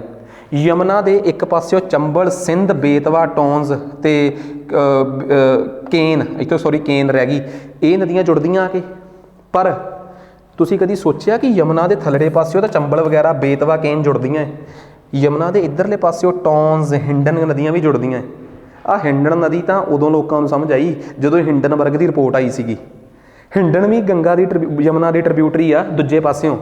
ਤੁਸੀਂ ਨਾ YouTube 'ਤੇ, ਗੂਗਲ 'ਤੇ ਜਿੰਨੇ ਮੈਪ ਦੇਖਦੇ ਹੋ, ਯਮੁਨਾ ਦੀਆਂ ਖੱਬੇ ਪਾਸੇ ਵਾਲੀਆਂ ਟ੍ਰਿਬਿਊਟਰੀਆਂ ਦੱਸਦੇ ਹੀ ਨਹੀਂ ਉਹ। ਸੋ ਤਾਂ ਦੱਸਿਆ ਇਹ ਉਹਨਾਂ ਬੱਚਿਆਂ ਲਈ ਆ ਜਿਹੜੇ ਇੱਕ ਲੈਵਲ ਤੱਕ ਪੜ੍ਹ ਚੁੱਕੇ ਆ ਅਤੇ ਅੱਗੇ ਪੜ੍ਹਨਾ ਚਾਹੁੰਦੇ ਆ, ਤਾਂ ਕਿ ਤੁਹਾਨੂੰ ਪਤਾ ਲੱਗੇ ਕਿ ਜੋ ਅਸੀਂ ਪੜ੍ਹਾਵਾਂਗੇ ਉਹ ਹੈ ਕੀ ਚੀਜ਼ ਆ। ਅੱਗੇ ਆ ਗਿਆ ਸਾਈਕਲੋਨ ਸਿਤਰੰਗ। ਠੀਕ ਆ, ਸੋ ਇਹ ਇੱਕ ਸਾਈਕਲੋਨ ਆ ਜਿਹੜਾ ਕਿ ਇਹ ਮਤਲਬ ਆਪਣਾ ਉਹਦੇ 'ਚ ਕੀ ਨਾ ਉਹਦਾ ਦੇਖਿਆ ਗਿਆ ਹੈ, ਬੇ ਆਫ ਬੰਗਾਲ ਦੇ ਵਿੱਚ ਆਇਆ। ਠੀਕ ਆ, ਇਸ ਸਾਈਕਲੋਨ ਨੇ, ਇਸ ਟ੍ਰੋਪੀਕਲ ਚੱਕਰਵਾਤ ਨੇ, ਗਰਮ ਚੱਕਰਵਾਤ ਨੇ ਮਤਲਬ ਕਿ ਬੇ ਆਫ ਬੰਗਾਲ 'ਚ ਕਾਫੀ ਭੂਚਾਲ ਮਚਾਇਆ, ਹੜਕੰਪ ਮਚਾਇਆ। ਸਾਈਕਲੋਨ ਦੇ ਬਣਨ ਦਾ ਇੱਕ ਕਾਰਨ ਹੁੰਦਾ ਹੈ ਕਿ ਜਿੱਥੇ ਵੀ ਸਾਈਕਲੋਨ ਬਣਦਾ ਹੈ ਨਾ, ਕੇਂਦਰ 'ਚ, ਸੈਂਟਰ ਦੇ ਵਿੱਚ ਘੱਟ ਦਾਬ ਵਾਲਾ ਖੇਤਰ ਬਣ ਜਾਂਦਾ, ਲੋ ਪ੍ਰੈਸ਼ਰ ਏਰੀਆ। ਆਲੇ ਦੁਆਲੇ ਹਾਈ ਪ੍ਰੈਸ਼ਰ ਹੋਣ ਕਰਕੇ ਹਵਾ ਅੰਦਰ ਨੂੰ ਇਕੱਠੀ ਹੁੰਦੀ ਹੈ। ਅਤੇ ਤੁਹਾਨੂੰ ਪਤਾ ਹੈ ਕਿ ਚਾਹੇ ਤੁਸੀਂ ਇਕਵੇਟਰ, ਭੂ ਮੱਧ ਰੇਖਾ ਤੋਂ ਉੱਪਰ ਨਾਰਥ ਵਾਲੇ ਪਾਸੇ, ਚਾਹੇ ਸਾਊਥ ਹੈਮੀਸਫੇਅਰ 'ਚ ਹੋਵੋ, ਇੱਕ ਕਰੋਲਸਿਸ ਫੋਰਸ ਦੇ ਕਰਕੇ ਤੁਹਾਡੇ ਚੱਕਰਵਾਤ ਘੁੰਮ ਜਾਂਦੇ ਆ, ਸਾਈਕਲੋਨਸ ਘੁੰਮਦੇ ਆ ਡਿਊ ਟੂ ਕਰੋਲਸਿਸ ਫੋਰਸ। ਇਕਵੇਟਰ 'ਤੇ ਜਾ ਕੇ ਉਹ ਜ਼ੀਰੋ ਹੋ ਜਾਂਦੀ, ਇਸ ਕਰਕੇ ਇਕਵੇਟਰ 'ਤੇ ਚੱਕਰਵਾਤ ਨਹੀਂ ਆਉਂਦੇ, ਬਿਕੋਜ਼ ਕਰੋਲਸਿਸ ਫੋਰਸਿਸ ਜ਼ੀਰੋ ਐਟ ਇਕਵੇਟਰ। ਕਹਾਣੀ ਆ ਗਈ ਸਮਝ ਸਭ ਨੂੰ। ਇਹ ਚੱਕਰਵਾਤ ਜਿਹੜੇ ਵੀ ਏਰੀਏ 'ਚ ਆਉਂਦੇ, ਜਿਹੜੇ ਸਮੁੰਦਰ 'ਚ, ਉਹਦੇ ਨੇੜੇ ਤੇੜੇ ਜਿੰਨੇ ਵੀ ਦੇਸ਼ ਆ, ਉਹਨਾਂ ਸਭ ਨੂੰ ਕਿਹਾ ਜਾਂਦਾ ਕਿ ਅਲਫਾਬੈਟਿਕਲੀ ਆਪਣੇ ਹਿਸਾਬ ਨਾਲ ਇਹਦੇ ਨਾਮ ਦੇ ਦਿਓ। ਫਿਰ ਉਹਨਾਂ ਨੂੰ ਅਲਫਾਬੈਟਿਕਲੀ ਲਾਇਆ ਜਾਂਦਾ ਹੈ। ਠੀਕ ਆ, ਸਟੈਪ ਬਾਏ ਸਟੈਪ ਸਾਰੇ ਦੇਸ਼ਾਂ ਦੇ ਦਿੱਤੇ ਗਏ ਨਾਮ ਨੂੰ ਇੱਕ ਇੱਕ ਕਰਕੇ ਚੱਕਿਆ ਜਾਂਦਾ ਹੈ। ਜੇ ਇਹ ਸਿਤਰੰਗ ਖਬਰਾਂ 'ਚ ਸਾਈਕਲੋਨ, ਇਹ ਨਾਮ ਦਿੱਤਾ ਕਿਹਨੇ ਆ? ਥਾਈਲੈਂਡ ਨੇ। ਠੀਕ ਆ, ਸੋ ਇਹ ਥਾਈਲੈਂਡ ਨੇ ਦਿੱਤਾ ਹੈ। ਸੋ ਇਹ ਨਾਮ, ਉਸ ਤੋਂ ਬਾਅਦ ਤੁਹਾਨੂੰ ਮੈਂ ਦੱਸ ਹੀ ਦਿੱਤਾ ਕਿ ਸਾਈਕਲੋਨਸ ਜਿਹੜੇ ਆ ਆਉਂਦੇ ਕਿਉਂ ਆ। ਟ੍ਰੋਪੀਕਲ ਸਾਈਕਲੋਨਸ ਬੇਸਿਕਲੀ ਕਿਉਂ ਆਉਂਦੇ ਆ? ਕਿਉਂਕਿ ਲੋ ਦਾਬ ਗਰਮੀ ਦੇ ਇਲਾਕੇ 'ਚ ਜਿੱਥੇ ਵੀ ਲੋ ਪ੍ਰੈਸ਼ਰ ਏਰੀਆ ਬਣ ਗਿਆ, ਉੱਥੇ ਕ੍ਰੀਏਟ ਹੋ ਜਾਣਾ ਹੈ ਸਾਈਕਲੋਨ, ਅਤੇ ਸੈਂਟਰ 'ਚ ਉਹਦੀ ਆਈ ਬਣ ਜਾਂਦੀ, very low pressure area in the centre of cyclone. ਉਹਨੂੰ ਆਈ ਆਫ ਦੀ ਸੈਂਟਰ ਸਾਈਕਲੋਨ ਕਹਿ ਦਿੰਦੇ ਆ। ਬਾਕੀ ਤਾਂ ਟੈਕਨੀਕਲੀ ਆਪਾਂ ਜਦੋਂ ਕਲਾਈਮੇਟੋਲੋਜੀ ਪੜ੍ਹਦੇ ਉੱਥੇ ਹੀ ਦੇਖਦੇ ਹਾਂ। ਕਹਿੰਦੇ ਗ੍ਰੋਨੀਗਨ ਗੈਸ ਫੀਲਡ, ਖਬਰਾਂ 'ਚ ਨੀਦਰਲੈਂਡ 'ਚ ਆਏ ਫੀਲਡ, ਇੱਥੋਂ ਗੈਸ ਕੱਢੀ ਜਾਂਦੀ ਆ। ਇਹਨੂੰ ਗੱਲ ਚੱਲ ਰਹੀ ਸੀ ਕਿ ਇਹਨੂੰ ਬੰਦ ਕੀਤਾ ਜਾਊਗਾ, ਠੀਕ ਆ। ਪਰ ਹੁਣ ਇਹ ਆ ਕਿ ਇਹਨੂੰ ਨਾ ਬੰਦ ਕਰਨ ਦੇ ਫੈਸਲੇ ਨੂੰ ਨੀਦਰਲੈਂਡ ਦੀ ਸਰਕਾਰ ਡਿਲੇ ਕਰ ਰਹੀ ਸੀ, ਪ੍ਰੋਫਿਟ ਦਿਸ ਰਿਹਾ ਸੀ ਉਹਨਾਂ ਨੂੰ। ਅਸਲ 'ਚ ਜਦੋਂ ਦੀ ਰਸ਼ੀਆ ਨੇ ਨੋਰਡ ਸਟਰੀਮ ਬੰਦ ਕਰੀਆਂ ਹੈ, ਇਹਨਾਂ ਨੂੰ ਲੱਗਦਾ ਸੀ ਕਿ ਅਸੀਂ ਯੂਰਪ ਦੀਆਂ ਜ਼ਰੂਰਤਾਂ ਪੂਰੀਆਂ ਕਰਕੇ ਪੈਸੇ ਕਮਾ ਲਈਏ। ਪਰ ਉੱਥੇ ਇਹ ਜਦੋਂ ਗੈਸ ਫੀਲਡ ਚੱਲ ਰਹੀਆਂ ਨੇ, ਥੱਲਿਓਂ ਗੈਸ ਕੱਢੀ ਜਾ ਰਹੀ ਹੈ, ਚਟਾਨਾਂ ਪੋਲੀਆਂ ਹੋ ਰਹੀਆਂ ਹੈ, ਅਰਥਕੁਏਕ ਦੇ ਕਾਰਨ ਬਣ ਰਹੇ ਆ, ਭੂਚਾਲ ਦੇ ਕਾਰਨ ਬਣ ਰਹੇ ਆ। ਇਸੇ ਕਰਕੇ ਹੀ ਗਰੋਗੀਗਨ ਗੈਸ ਫੀਲਡ ਖਬਰਾਂ 'ਚ, ਗਰੋਗੀਗਨ ਗੈਸ ਫੀਲਡ ਨੀਦਰਲੈਂਡ ਦੇ ਵਿੱਚ ਆ। ਯੂਰਪ ਦੀ ਸਭ ਤੋਂ ਵੱਧ ਕੁਦਰਤੀ ਗੈਸ ਇੱਥੋਂ ਪੈਦਾ ਹੁੰਦੀ ਆ। ਇਹਦੀ ਤਰੀਕ ਜਿਹੜੀ ਆ ਉਹਨੂੰ ਬੇਸਿਕਲੀ ਕਿਉਂ ਡਿਲੇ ਕੀਤਾ ਗਿਆ, ਉਹ ਕਾਰਨ ਤੁਹਾਨੂੰ ਮੈਂ ਦੱਸ ਹੀ ਦਿੱਤਾ ਹੈ ਕਿ ਉਹਦਾ ਸਭ ਤੋਂ ਵੱਡਾ ਕਾਰਨ ਕੀ ਸੀਗਾ, ਠੀਕ ਆ। ਕਿਉਂਕਿ ਰਸ਼ੀਆ ਨੇ ਯੂਰਪ ਦਾ ਹੁੱਕਾ ਪਾਣੀ ਬੰਦ ਕਰਤਾ ਸੀ, ਨੋਰਡ ਸਟਰੀਮ ਲਾਈਨਾਂ ਨੂੰ ਬੰਦ ਕਰਕੇ। ਖਬਰਾਂ 'ਚ ਆ ਗਿਆ ਨਾਰਵੇ, ਨੀਦਰਲੈਂਡ, ਠੀਕ ਆ। ਸੋ ਆਪਾਂ ਨੂੰ ਜਦੋਂ ਉੱਪਰਲਾ ਇਹ ਤਾਂ ਹੈਗੀ ਆ ਨੀਦਰਲੈਂਡ, ਠੀਕ ਆ। ਖੈਰ ਆਨੇ ਬਹਾਨੇ ਮੈਂ ਆਹ ਇਲਾਕੇ ਜਿਹੜੇ ਆ ਜੀ ਛੇੜ ਲਏ, ਨਾਰਵੇ, ਸਵੀਡਨ, ਫਿਨਲੈਂਡ ਵਾਲੇ। ਨੀਦਰਲੈਂਡ ਤੱਕ ਤਾਂ ਚਲੋ ਮੈਂ ਥੱਲੇ ਪਹੁੰਚਿਆ ਨਹੀਂ, ਉਹ ਥੋੜ੍ਹਾ ਥੱਲੇ ਰਹਿ ਗਿਆ, ਕਿਉਂਕਿ ਮੈਨੂੰ ਇਹ ਸੀ ਕਿ ਜੇ ਨੀਦਰਲੈਂਡ ਦੇ ਉੱਪਰਲੇ ਪਾਸੇ ਜਿਹੜਾ ਹੋਲੈਂਡ ਦੇਸ਼ ਆ, ਜਿਹੜਾ ਹੁਣ ਉਹਦਾ ਆਫੀਸ਼ੀਅਲ ਨਾਮ ਨੀਦਰਲੈਂਡ ਹੀ ਆ, ਕਿ ਕਿਉਂ ਨਾ ਮੈਂ ਉੱਪਰਲੇ ਪਾਸੇ ਵਾਲਾ ਯੂਰਪ ਸਮਝਾ ਦਾਂ। ਤੁਹਾਨੂੰ ਪਤਾ ਲੱਗ ਗਿਆ ਕਿ ਨਾਰਵੇ ਸਵੀਡਨ ਵਾਲੇ ਨੂੰ ਪੈਨਨਸੂਲਾ ਕਿਉਂ ਕਹਿੰਦੇ, ਕਿਉਂਕਿ ਇੱਧਰ ਪਾਣੀ ਆ। ਯੂਰਪ ਦੇ ਉੱਪਰਲੇ ਪਾਸੇ ਜਿਹੜੇ 3 ਦੇਸ਼ਾਂ ਦੇ ਵਿੱਚ ਇੱਕ ਪਠਾਰ ਆ, ਸਕੈਂਡੀਨੇਵੀਅਨ ਪਲੇਟੂ, ਉਹ ਡੈਨਮਾਰਕ ਤੋਂ ਲੈ ਕੇ ਸਵੀਡਨ ਤੱਕ ਦੇ ਏਰੀਆ ਨੂੰ ਕਵਰ ਕਰਦਾ ਹੈ। ਇਸੇ ਕਰਕੇ ਡੈਨਮਾਰਕ, ਨਾਰਵੇ ਤੇ ਸਵੀਡਨ ਨੂੰ ਕਿਹਾ ਜਾਂਦਾ ਸਕੈਂਡੀਨੇਵੀਅਨ ਕੰਟਰੀਜ਼। ਪਰ ਇੱਥੋਂ ਦੇ ਲੋਕ ਨਾ ਇੱਕ ਪੁਰਾਣੀ ਵਿਰਾਸਤ ਨਾਲ ਜੁੜੇ ਹੋਏ ਆ, ਨੋਰਡਿਕ, NORDIC, ਨੋਰਡਿਕ। ਇਹ ਇੱਥੋਂ ਦਾ ਇੱਕ ਪੁਰਾਣਾ ਕਲਚਰ ਆ। ਉਸੇ ਕਰਕੇ Iceland, Norway, Denmark, Sweden, Finland, ਠੀਕ ਆ। ਤੇ ਇੱਕ ਇੱਥੇ ਆਈਸਲੈਂਡ ਕੰਟਰੀ ਆ ਰਿਹਾ, ਇੱਕ ਗ੍ਰੀਨਲੈਂਡ, ਇੱਕ ਛੋਟਾ ਜਿਹਾ ਆਈਲੈਂਡ ਹੋਰ ਆ। ਇਹ ਸਾਰੇ ਕੰਟਰੀਜ਼ ਨੂੰ ਨਾਰਡਿਕ ਕੰਟਰੀਜ਼ ਕਿਹਾ ਜਾਂਦਾ ਹੈ। ਨਾਰਡਿਕ ਇੱਕ ਕਲਚਰ ਤੋਂ ਬਣਿਆ ਹੋਇਆ ਨਾਮ ਆ। ਸਕੈਂਡੀਨੇਵੀਅਨ ਇੱਕ ਪਲੇਟੂ ਤੋਂ। ਸਕੈਂਡੀਨੇਵੀਅਨ ਕੋਈ ਆਫੀਸ਼ੀਅਲ ਨਾਮ ਨਹੀਂ ਹੈਗਾ, ਪਰ ਨਾਰਡਿਕ ਇੱਕ ਆਫੀਸ਼ੀਅਲ ਨਾਮ ਆ। ਪੁੱਛੋ ਕਿਉਂ? ਕਿਉਂਕਿ ਇੱਕ ਨਾਰਡਿਕ ਕੌਂਸਲ ਐਗਜ਼ਿਸਟ ਕਰਦੀ ਆ। ਤੁਸੀਂ ਮੈਨੂੰ ਦੱਸੋ ਕਿ ਨਾਰਡਿਕ ਕੌਂਸਲ ਦਾ ਹੈੱਡਕੁਆਟਰ ਕਿੱਥੇ ਆ? ਤੇ ਦੂਜਾ ਉਹ 'ਚ ਕਿੰਨੇ ਦੇਸ਼ ਆ, ਕਿਹੜੇ ਛੋਟੇ ਆਈਲੈਂਡ ਆ? ਮੈਂ ਇੱਕ ਆਈਲੈਂਡ ਦਾ ਨਾਮ ਭੁੱਲ ਗਿਆ, ਬਾਕੀ ਤਾਂ ਮੈਂ ਦੱਸ ਹੀ ਦਿੱਤੇ ਆ। ਨਾਰਡਿਕ ਕੌਂਸਲ ਇਜ਼ ਆਫੀਸ਼ੀਅਲ ਸ਼ਬਦ, ਕਿਉਂਕਿ ਉਹ ਐਗਜ਼ਿਸਟ ਕਰਦਾ ਹੈ। ਸੋ ਉਮੀਦ ਕਰਦਾ ਕਿ ਤੁਹਾਨੂੰ ਨਾਰਡਿਕ ਕੰਟਰੀਜ਼, ਸਕੈਂਡੀਨੇਵੀਅਨ ਤੇ ਬਈ ਆ ਬਾਲਟਿਕ ਸੀ ਦੇ ਆਲੇ ਦੁਆਲੇ ਦੇਸ਼ ਤਾਂ ਕਈ ਆ, ਪਰ ਬਾਲਟਿਕ ਕੰਟਰੀਜ਼ ਕਿਹਾ ਤਿੰਨਾਂ ਨੂੰ ਹੀ ਜਾਂਦਾ ਹੈ। ਆ ਜਿੱਥੋਂ ਨੋਰਡ ਸਟਰੀਮ ਨਿਕਲ ਕੇ ਆਉਂਦੀ ਆ, ਇਸਟੋਨੀਆ, ਲੈਟਵੀਆ, ਲਿਥੂਏਨੀਆ, ਕਦੇ ਕਨਫਿਊਜ਼ ਨਾ ਹੋ ਜਿਓ। ਨਾਰਡਿਕ ਕੰਟਰੀਜ਼, ਸਕੈਂਡੀਨੇਵੀਅਨ ਕੰਟਰੀਜ਼ ਤੇ ਬਾਲਟਿਕ ਕੰਟਰੀਜ਼। ਉਮੀਦ ਕਰਦਾ ਕਿ ਕਹਾਣੀ ਚੰਗੀ ਤਰ੍ਹਾਂ ਸਮਝ ਆ ਗਈ ਹੋਊਗੀ, ਠੀਕ ਆ। ਕਹਿੰਦੇ ਇਥੋਪੀਅਨ ਸਰਕਾਰ, ਇਥੋਪੀਆ ਦੇਸ਼ ਦੀ ਗੱਲ ਹੋ ਰਹੀ ਆ, ਉੱਥੇ ਇੱਕ ਖਾੜਕੂ ਗਰੁੱਪ ਸੀਗਾ, ਟਿਗਰੇ ਫੋਰਸਿਸ। ਆਪਸ 'ਚ ਉਹਨਾਂ ਨੇ ਸਮਝੌਤਾ ਕੀਤਾ। ਥੱਲੇ ਜਾ ਕੇ ਇੱਕ ਦੇਸ਼ ਆ ਆਪਣਾ ਇੱਥੇ ਸਾਊਥ ਅਫਰੀਕਾ, ਉੱਥੇ ਖੈਰ ਕਈ ਵਾਰੀ ਜਦੋਂ ਸਮਝੌਤੇ ਹੁੰਦੇ ਆ, ਜਦੋਂ ਇੰਡੀਆ ਦੇ ਸ਼੍ਰੀਲੰਕਾ ਦੀ ਜਿਹੜੀ ਸ਼੍ਰੀਲੰਕਾ ਦੇਸ਼ ਦਾ ਜਿਹੜਾ ਰੌਲਾ ਚੱਲ ਰਿਹਾ ਸੀਗਾ, ਠੀਕ ਆ, ਸ਼੍ਰੀਲੰਕਾ ਦੇਸ਼ ਦਾ ਜਿਹੜਾ ਰੌਲਾ ਚੱਲ ਰਿਹਾ ਸੀਗਾ, ਉਹਦਾ ਸਮਝੌਤਾ ਸਿੰਗਾਪੁਰ ਬੈਠ ਕੇ ਹੋਇਆ ਸੀਗਾ, ਠੀਕ ਆ। ਉਹਦਾ ਸਮਝੌਤਾ ਬੇਸਿਕਲੀ ਸਿੰਗਾਪੁਰ ਬੈਠ ਕੇ ਹੋਇਆ ਸੀ। ਇਸ ਤਰੀਕੇ ਦੇ ਇਸ਼ੂਜ਼ ਚੱਲਦੇ ਰਹਿੰਦੇ ਆ। ਕੀ ਸਮਝੌਤਾ? ਇਸੇ ਕਰਕੇ ਆਪਾਂ ਨੂੰ ਪਤਾ ਲੱਗ ਗਿਆ ਕਿ ਦੁਨੀਆ ਦੇ ਵਿੱਚ ਇਥੋਪੀਆ ਕੰਟਰੀ ਜਿਹੜਾ ਆਹ ਕੰਟਰੀ ਆਹ ਵਾਲਾ ਹੈ ਨਾ, ਇਹ ਖਬਰਾਂ 'ਚ ਆ ਗਿਆ। ਇਹਦੇ ਕਰਕੇ ਅਫਰੀਕਾ ਖਬਰਾਂ 'ਚ ਆ ਗਿਆ, ਠੀਕ ਆ। ਬੁਰਕੀਨਾ ਫਾਸੋ ਦੱਸਦਾ ਆ ਰਿਹਾ, ਪਿੱਛੇ ਜੇ ਆਇਆ ਸੀ। ਕਹਿੰਦੇ ਅਫਰੀਕਾ ਬਾਰੇ ਸਮਝੋ, ਉੱਪਰਲੇ ਪਾਸੇ ਯੂਰਪ ਆ, ਇੱਥੇ ਭੂ-ਮੱਧ ਸਾਗਰ ਆ, ਇੱਧਰਲੇ ਪਾਸੇ ਰੈੱਡ ਸੀ ਆ, ਇੱਥੇ ਲੇਕ ਵਿਕਟੋਰੀਆ, ਲੇਕ ਟਜ਼ਾਨੀਆ, ਇੱਥੇ ਕਈ ਲੇਕਸ ਨੇ। ਇੱਥੋਂ ਨਿਕਲ ਕੇ ਜਾਂਦੀ ਆ ਨਾਈਲ ਦਾ ਇੱਕ ਹਿੱਸਾ ਇੱਥੋਂ, ਇੱਕ ਨਾਈਲ ਦਾ ਹਿੱਸਾ ਇਥੋਪੀਆ 'ਚ ਨਿਕਲਦਾ ਹੈ, ਮਿਲ ਜਾਂਦੀਆਂ ਜਾ ਕੇ ਇੱਥੇ, ਠੀਕ ਆ। ਫਿਰ ਇਹ ਇਜਿਪਟ ਦੇ ਵਿੱਚੋਂ ਫਲੋ ਕਰਦੀ ਆ। ਵਰਲਡ ਜੋਗਰਾਫੀ 'ਚ ਜਦੋਂ ਪੜ੍ਹਾਇਆ ਹੈ, ਉਹ 'ਚ ਤਾਂ ਡਿਟੇਲ 'ਚ ਦੱਸਿਆ ਹੋਇਆ। ਇੱਥੇ ਇਹਨਾਂ ਦੇ ਸਹਾਰਾ ਡੈਜ਼ਰਟ ਆ। ਅਫਰੀਕਾ ਦੇ ਇਸ ਇਲਾਕੇ 'ਚ ਐਟਲਸ ਮਾਊਂਟੇਨ ਆ।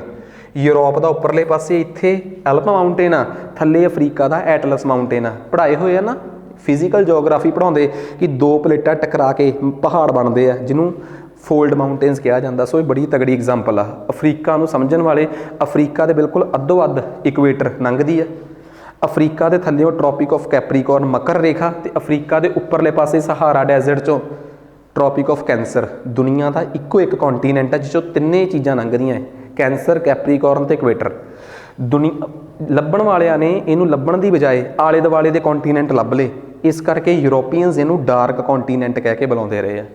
ਉਮੀਦ ਕਰਦਾ ਕਿ ਇਹ ਕਹਾਣੀ ਚੰਗੀ ਤਰ੍ਹਾਂ ਸਮਝ ਆ ਗਈ ਹੋਊਗੀ। ਠੀਕ ਆ, ਸੋ ਜੇ ਆਪਾਂ ਨੂੰ ਪਤਾ ਲੱਗ ਗਿਆ ਕਿ ਇਥੋਪੀਆ ਖਬਰਾਂ 'ਚ ਆ ਤਾਂ ਅਦੀਸ ਅਬਾਬਾ ਇਹਦੀ ਰਾਜਧਾਨੀ ਆ। ਠੀਕ ਆ, 3 ਦੇਸ਼, ਇੱਕ ਇਥੋਪੀਆ, ਇੱਕ ਸੋਮਾਲੀਆ, ਇੱਕ ਦੇਸ਼ ਹੋਰ ਆ ਇੱਥੇ ਮੇਰੇ ਦਿਮਾਗ 'ਚ ਉਹਦਾ ਨਾਮ ਸਕਿਪ ਹੋ ਗਿਆ। ਇਹਨਾਂ 3 ਦੇਸ਼ਾਂ ਨੂੰ ਮਿਲ ਕੇ ਜਿਹੜਾ ਹੈ ਉਹ ਹੌਰਨ ਆਫ ਅਫਰੀਕਾ ਕਿਹਾ ਜਾਂਦਾ ਹੈ। ਪਲੀਜ਼ ਤੁਸੀਂ ਮੈਨੂੰ ਦੱਸ ਦਿਓ, ਕਿਉਂਕਿ ਬਹੁਤ ਜ਼ਿਆਦਾ ਬੋਲ ਕੇ ਕਈ ਵਾਰੀ ਨਾ ਦਿਮਾਗ 'ਚੋਂ ਸਕਿਪ ਹੋ ਜਾਂਦਾ ਹੈ ਕਿ ਦੁਨੀਆ ਦੇ ਅਫਰੀਕਾ ਦੇ ਉਹ ਕਿਹੜੇ 3 ਦੇਸ਼ ਆ, ਸੋਮਾਲੀਆ, ਇਥੋਪੀਆ ਅਤੇ ਹੁਣ ਨਹੀਂ ਦਿਮਾਗ 'ਚ ਆਉਣਾ ਕਿ ਉਹ ਕਿਹੜੇ 3 ਦੇਸ਼ ਆ ਜਿਹੜੇ ਮਿਲ ਕੇ ਹੌਰਨ ਆਫ ਅਫਰੀਕਾ ਬਣਾਉਂਦੇ ਆ। ਅਤੇ ਮੈਂ ਤੁਹਾਡੀ ਜਾਣਕਾਰੀ ਲਈ ਦੱਸਦਾ, ਸੁਡਾਨ 'ਚੋਂ ਨਿਕਲ ਕੇ ਆ ਛੋਟਾ ਜਿਹਾ ਦੇਸ਼ 2011 'ਚ ਦੁਨੀਆ ਦਾ 193ਵਾਂ ਦੇਸ਼ ਬਣਿਆ ਸੀ। UN ਦਾ ਲਾਸਟ ਦੇਸ਼ ਸਾਊਥ ਸੁਡਾਨ ਆ, ਜਿਹਦੀ ਰਾਜਧਾਨੀ ਜੂਬਾ ਹੈ। ਜੂਬਾ ਨਹੀਂ ਜੂਬਾ। ਸੋ ਉਹ ਵੀ ਅਫਰੀਕਾ 'ਚ ਹੀ ਅਵੇਲੇਬਲ ਆ ਦੇਸ਼। ਸੋ ਉਮੀਦ ਕਰਦਾ ਕਿ ਕੰਸੈਪਟ ਸਮਝ ਆ ਗਿਆ ਹੋਊਗਾ। ਠੀਕ ਆ, ਕਹਿੰਦੇ ਅਲਪ ਮਾਊਂਟੇਨਸ 'ਚ ਗਲੇਸ਼ੀਅਰ ਜ਼ਿਆਦਾ ਪਿਘਲੇ ਆ। ਬਸ ਖਬਰਾਂ 'ਚ ਆ ਗਿਆ ਅਲਪ ਮਾਊਂਟੇਨਸ। ਜੇ ਅਲਪ ਮਾਊਂਟੇਨਸ ਖਬਰਾਂ 'ਚ ਆ ਗਿਆ ਤਾਂ ਮੈਂ ਤੁਹਾਨੂੰ ਦੱਸਦਾ ਕਿ ਅਲਪ ਇਹੋ ਜਿਹੇ ਪਰਬਤ ਨੇ ਜਿਹੜੇ 2 ਪਲੇਟਾਂ ਦੇ ਆਪਸ 'ਚ ਵੱਜਣ ਕਰਕੇ ਫੋਲਡ ਹੋ ਕੇ ਬਣੇ ਆ। ਤੁਹਾਨੂੰ ਪਤਾ ਜੇ 2 ਪਲੇਟਾਂ ਦੂਰ ਚੱਲ ਜਾਣ ਇੱਕ ਦੂਜੇ ਤੋਂ ਤਾਂ ਬਲੌਕ ਮਾਊਂਟੇਨ ਫਾਲਟ ਪਰਬਤ ਬਣਦੇ ਆ, ਇੱਕ ਦੂਜੇ 'ਚ ਐਂ ਹੋ ਜਾਣ ਤਾਂ ਫੋਲਡ ਮਾਊਂਟੇਨ ਬਣਦੇ ਆ। ਅਲਪ ਮਾਊਂਟੇਨ, ਐਂਡੀਜ਼ ਮਾਊਂਟੇਨ, ਹਿਮਾਲਿਆ ਮਾਊਂਟੇਨ ਅਤੇ ਅਰਾਵਲੀ ਮਾਊਂਟੇਨ ਇਹ ਸਾਰੇ ਫੋਲਡ ਹੋ ਕੇ ਬਣੇ ਆ, ਨਾ ਕਿ ਵਿੰਧਿਆਸ, ਸਤਪੁੜਾ ਵਰਗੇ ਜਿਹੜੇ ਬਲੌਕ ਮਾਊਂਟੇਨਸ ਨੇ ਪਲੇਟਾਂ ਦੇ ਦੂਰ ਜਾਣ ਕਰਕੇ ਬਣੇ ਹੋਣਗੇ। ਸੋ ਅਲਪ ਮਾਊਂਟੇਨਸ ਯੂਰਪ ਦੇ ਬੜੇ ਮਸ਼ਹੂਰ ਮਾਊਂਟੇਨਸ ਨੇ। ਆਹ ਮੈਂ ਯੂਰਪ ਦਾ ਮੈਪ ਲੈ ਕੇ ਆਇਆ ਹੁਣ। ਯੂਰਪ ਦੇ ਥੱਲੜੇ ਪਾਸੇ ਇੱਥੇ ਅਲਪ ਮਾਊਂਟੇਨਸ ਨੇ। ਯੂਰਪ ਦੇ ਆਹੀ ਆ ਜੀ, ਆਹ ਬਲੈਕ ਸੀ ਆ, ਆਹ ਬੋਸਫੋਰਸ, ਦਰਦੇਨਲੀਜ਼, ਆਹ ਕਰਚ, ਸੀ ਆਫ ਅਜ਼ੋਵ ਅਤੇ ਬਲੈਕ ਸੀ ਨੂੰ ਜੋੜਦੀ। ਇੱਥੇ ਆ ਗਏ ਆਪਣੇ ਕੋਲ ਯੂਰਾਲ ਮਾਊਂਟੇਨਸ। ਕਿੱਥੇ ਯੂਰਲ ਮਾਊਂਟੇਨਸ ਆ ਗਏ? ਆ ਰਹੇ। ਇਹ ਰਸ਼ੀਆ ਨੂੰ ਅੱਧੋ ਅੱਧ ਵੰਡ ਦਿੰਦੇ ਆ, ਅੱਧਾ ਰਸ਼ੀਆ ਯੂਰਪ 'ਚ, ਅੱਧਾ ਏਸ਼ੀਆ 'ਚ। ਉਹ ਯੂਰਾਲ ਮਾਊਂਟੇਨਸ ਵੰਡਦੇ ਆ। ਉੱਪਰਲੇ ਪਾਸੇ ਸਕੈਂਡੀਨੇਵੀਅਨ ਪਲੈਟੂ, ਕੋਈ ਲੋਕ ਇਹਨੂੰ ਪਲੈਟੂ ਕਹਿ ਦਿੰਦਾ, ਕੋਈ ਮਾਊਂਟੇਨਸ ਕਹਿ ਦਿੰਦਾ ਹੈ। ਇੱਥੇ ਆ ਗਏ ਐਲਪ ਮਾਊਂਟੇਨਸ।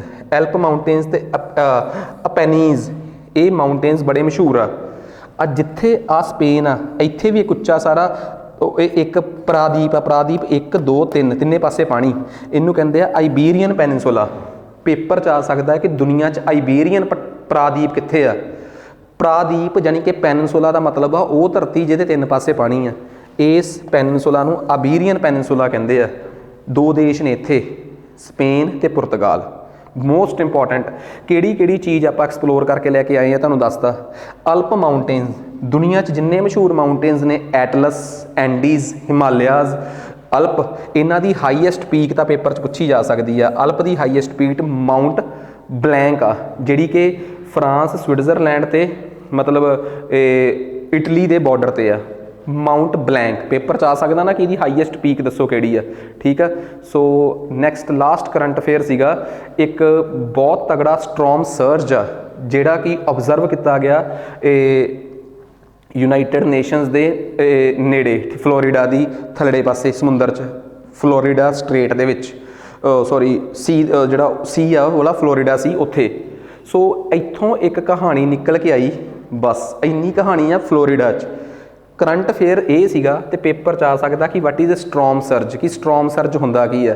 ਬੇਸਿਕਲੀ ਇਹ ਹੁੰਦਾ ਕੀ ਆ, ਕਹਿੰਦੇ ਪਾਣੀ ਦਾ ਧਰਤੀ ਦੇ ਥੱਲੇ ਸਮੁੰਦਰ ਦੇ ਵਿੱਚ ਕਿਸੇ ਉਥਲ ਪੁਥਲ ਹੋਣ ਕਰਕੇ ਪਾਣੀ ਦਾ ਬਹੁਤ ਸਪੀਡ ਨਾਲ ਉੱਪਰ ਉੱਠ ਕੇ ਲਹਿਰਾਂ ਦੇ ਰੂਪ 'ਚ ਜਾ ਕੇ ਕੋਸਟ ਦੇ ਨੇੜੇ, ਬੰਦਰਗਾਹ ਦੇ ਨੇੜੇ ਪਹੁੰਚ ਜਾਣਾ। That is called storm surge. So ਇਹਨੂੰ ਆਪਾਂ ਸਟਰੋਮ ਸਰਜ ਕਹਿੰਦੇ ਆ। ਠੀਕ ਆ, ਸੋ ਕਈ ਵਾਰੀ ਕੀ ਹੁੰਦਾ, ਕੋਈ ਅਰਥਕੁਏਕ, ਕੋਈ ਹੀਟਿੰਗ ਇਫੈਕਟ ਪਾਣੀ ਦੇ ਥੱਲੇ, ਉਹ ਬਹੁਤ ਮੁੱਖ ਤੌਰ 'ਤੇ ਇਹਦਾ ਕਾਰਨ ਬਣਦਾ ਹੈ। ਸਟਰੋਮ ਸਰਜ ਨੂੰ ਆਪਾਂ ਕਲਾਈਮੇਟੋਲੋਜੀ 'ਚ ਡਿਟੇਲ 'ਚ ਪੜ੍ਹਿਆ ਹੋਇਆ। ਹਰੀਕੇਨਸ ਕੀ ਬਣਦੇ ਆ, ਟ੍ਰੋਪੀਕਲ ਸਾਈਕਲੋਨਸ ਕਿਵੇਂ ਬਣਦੇ ਆ, ਸਟਰੋਮ ਸਰਜ ਕੀ ਹੁੰਦਾ ਹੈ। ਠੀਕ ਆ, ਅਤੇ ਉਸ ਤੋਂ ਬਾਅਦ ਇੱਕ ਚੀਜ਼ ਆਪਾਂ ਹੋਰ ਪੜ੍ਹਦੇ ਹਾਂ, ਥੰਡਰ ਸਟਰੋਮਸ ਕੀ ਆ। ਅਤੇ ਇਹ ਸਾਰੀਆਂ ਚੀਜ਼ਾਂ ਆਲਮੋਸਟ ਸਿਮਿਲਰ ਜੀਆਂ ਚੀਜ਼ਾਂ ਨੇ, ਬਟ ਇਹ ਸਾਰੀਆਂ ਕਲਾਈਮੇਟੋਲੋਜੀਕਲ ਇਫੈਕਟਸ ਕਰਕੇ ਹੁੰਦੀਆਂ, ਜਲਵਾਯੂ ਦੇ ਪ੍ਰਭਾਵ ਕਰਕੇ ਹੁੰਦੀਆਂ। ਸੋ ਬਹੁਤ ਇੰਪੋਰਟੈਂਟ ਫੈਕਟਰ ਆ। ਠੀਕ ਆ, ਕਿ ਕਿਵੇਂ ਇੱਕ ਲੋ ਪ੍ਰੈਸ਼ਰ ਏਰੀਆ ਕ੍ਰੀਏਟ ਹੁੰਦਾ ਹੈ, ਉੱਥੋਂ ਇੱਕ ਆਈ ਬਣਦੀ ਆ, ਪ੍ਰੈਸ਼ਰ ਉਹ ਪਾਣੀ ਨੂੰ ਫੈਲਾਉਂਦੀ ਆ ਅਤੇ ਪਾਣੀ ਬੜੀਆਂ ਲਹਿਰਾਂ ਬਣਾ ਕੇ ਸਮੁੰਦਰ ਦੇ ਕੰਢੇ ਤੱਕ ਜਾਂਦਾ ਹੈ। ਸੋ ਸਟਰੋਮ ਸਰਜ ਕਿਸ ਇਲਾਕੇ 'ਚ ਕਰੰਟ ਅਫੇਅਰ ਸੀ ਉਹ ਮੈਂ ਤੁਹਾਡੇ ਨਾਲ ਡਿਸਕਸ ਕਰਤਾ। ਉਮੀਦ ਕਰਦਾ ਕਿ ਇਹ ਜੀਓਗ੍ਰਾਫੀ ਦੇ ਕਰੰਟ ਅਫੇਅਰਸ ਕਿਸੇ ਨਾ ਕਿਸੇ ਡਿਮੈਂਸ਼ਨ ਮਤਲਬ ਕਿਸੇ ਨਾ ਕਿਸੇ ਤਰੀਕੇ ਨਾਲ ਤੁਹਾਨੂੰ ਬੈਨੀਫਿਟ ਦੇ ਕੇ ਜਾਣਗੇ। ਠੀਕ ਆ, ਸੋ ਕਰੰਟ ਅਫੇਅਰਸ ਮੇਰੇ ਨੈਬ ਤਹਿਸੀਲਦਾਰ ਦੇ ਦੋਵਾਂ ਕੋਰਸਿਸ ਦਾ ਹਿੱਸਾ ਨੇ। ਡਿਟੇਲ 'ਚ ਕਰੰਟ ਅਫੇਅਰਸ ਪੜ੍ਹ ਕੇ ਮਜ਼ਾ ਹੀ ਆਉਂਦਾ ਹੈ। ਸੋ ਤੁਸੀਂ ਜੇ ਕਰ ਸਕਦੇ ਹੋ ਤਾਂ ਵੱਧ ਤੋਂ ਵੱਧ ਤੁਸੀਂ ਕੋਰਸ ਇਨਰੋਲ ਕਰ ਸਕਦੇ ਹੋ। ਅੱਜ ਵਾਸਤੇ ਇੰਨਾ ਹੀ ਬਹੁਤ ਆ। ਸਪੈਸ਼ਲੀ ਜਿਹੜੇ ਇੱਕ ਲੈਵਲ ਤੱਕ ਆਪਣੀ ਤਿਆਰੀ ਕਰ ਚੁੱਕੇ ਆ PSSB ਤੱਕ, ਉਹ ਜੇ ਅੱਗੇ ਵਧਣਾ ਚਾਹੁੰਦੇ ਆ ਤਾਂ ਇਹ ਕਰੰਟ ਅਫੇਅਰਸ ਜ਼ਰੂਰ ਦੇਖਣ। ਅੱਜ ਲਈ ਇੰਨਾ ਹੀ ਬਹੁਤ ਆ। ਧੰਨਵਾਦ।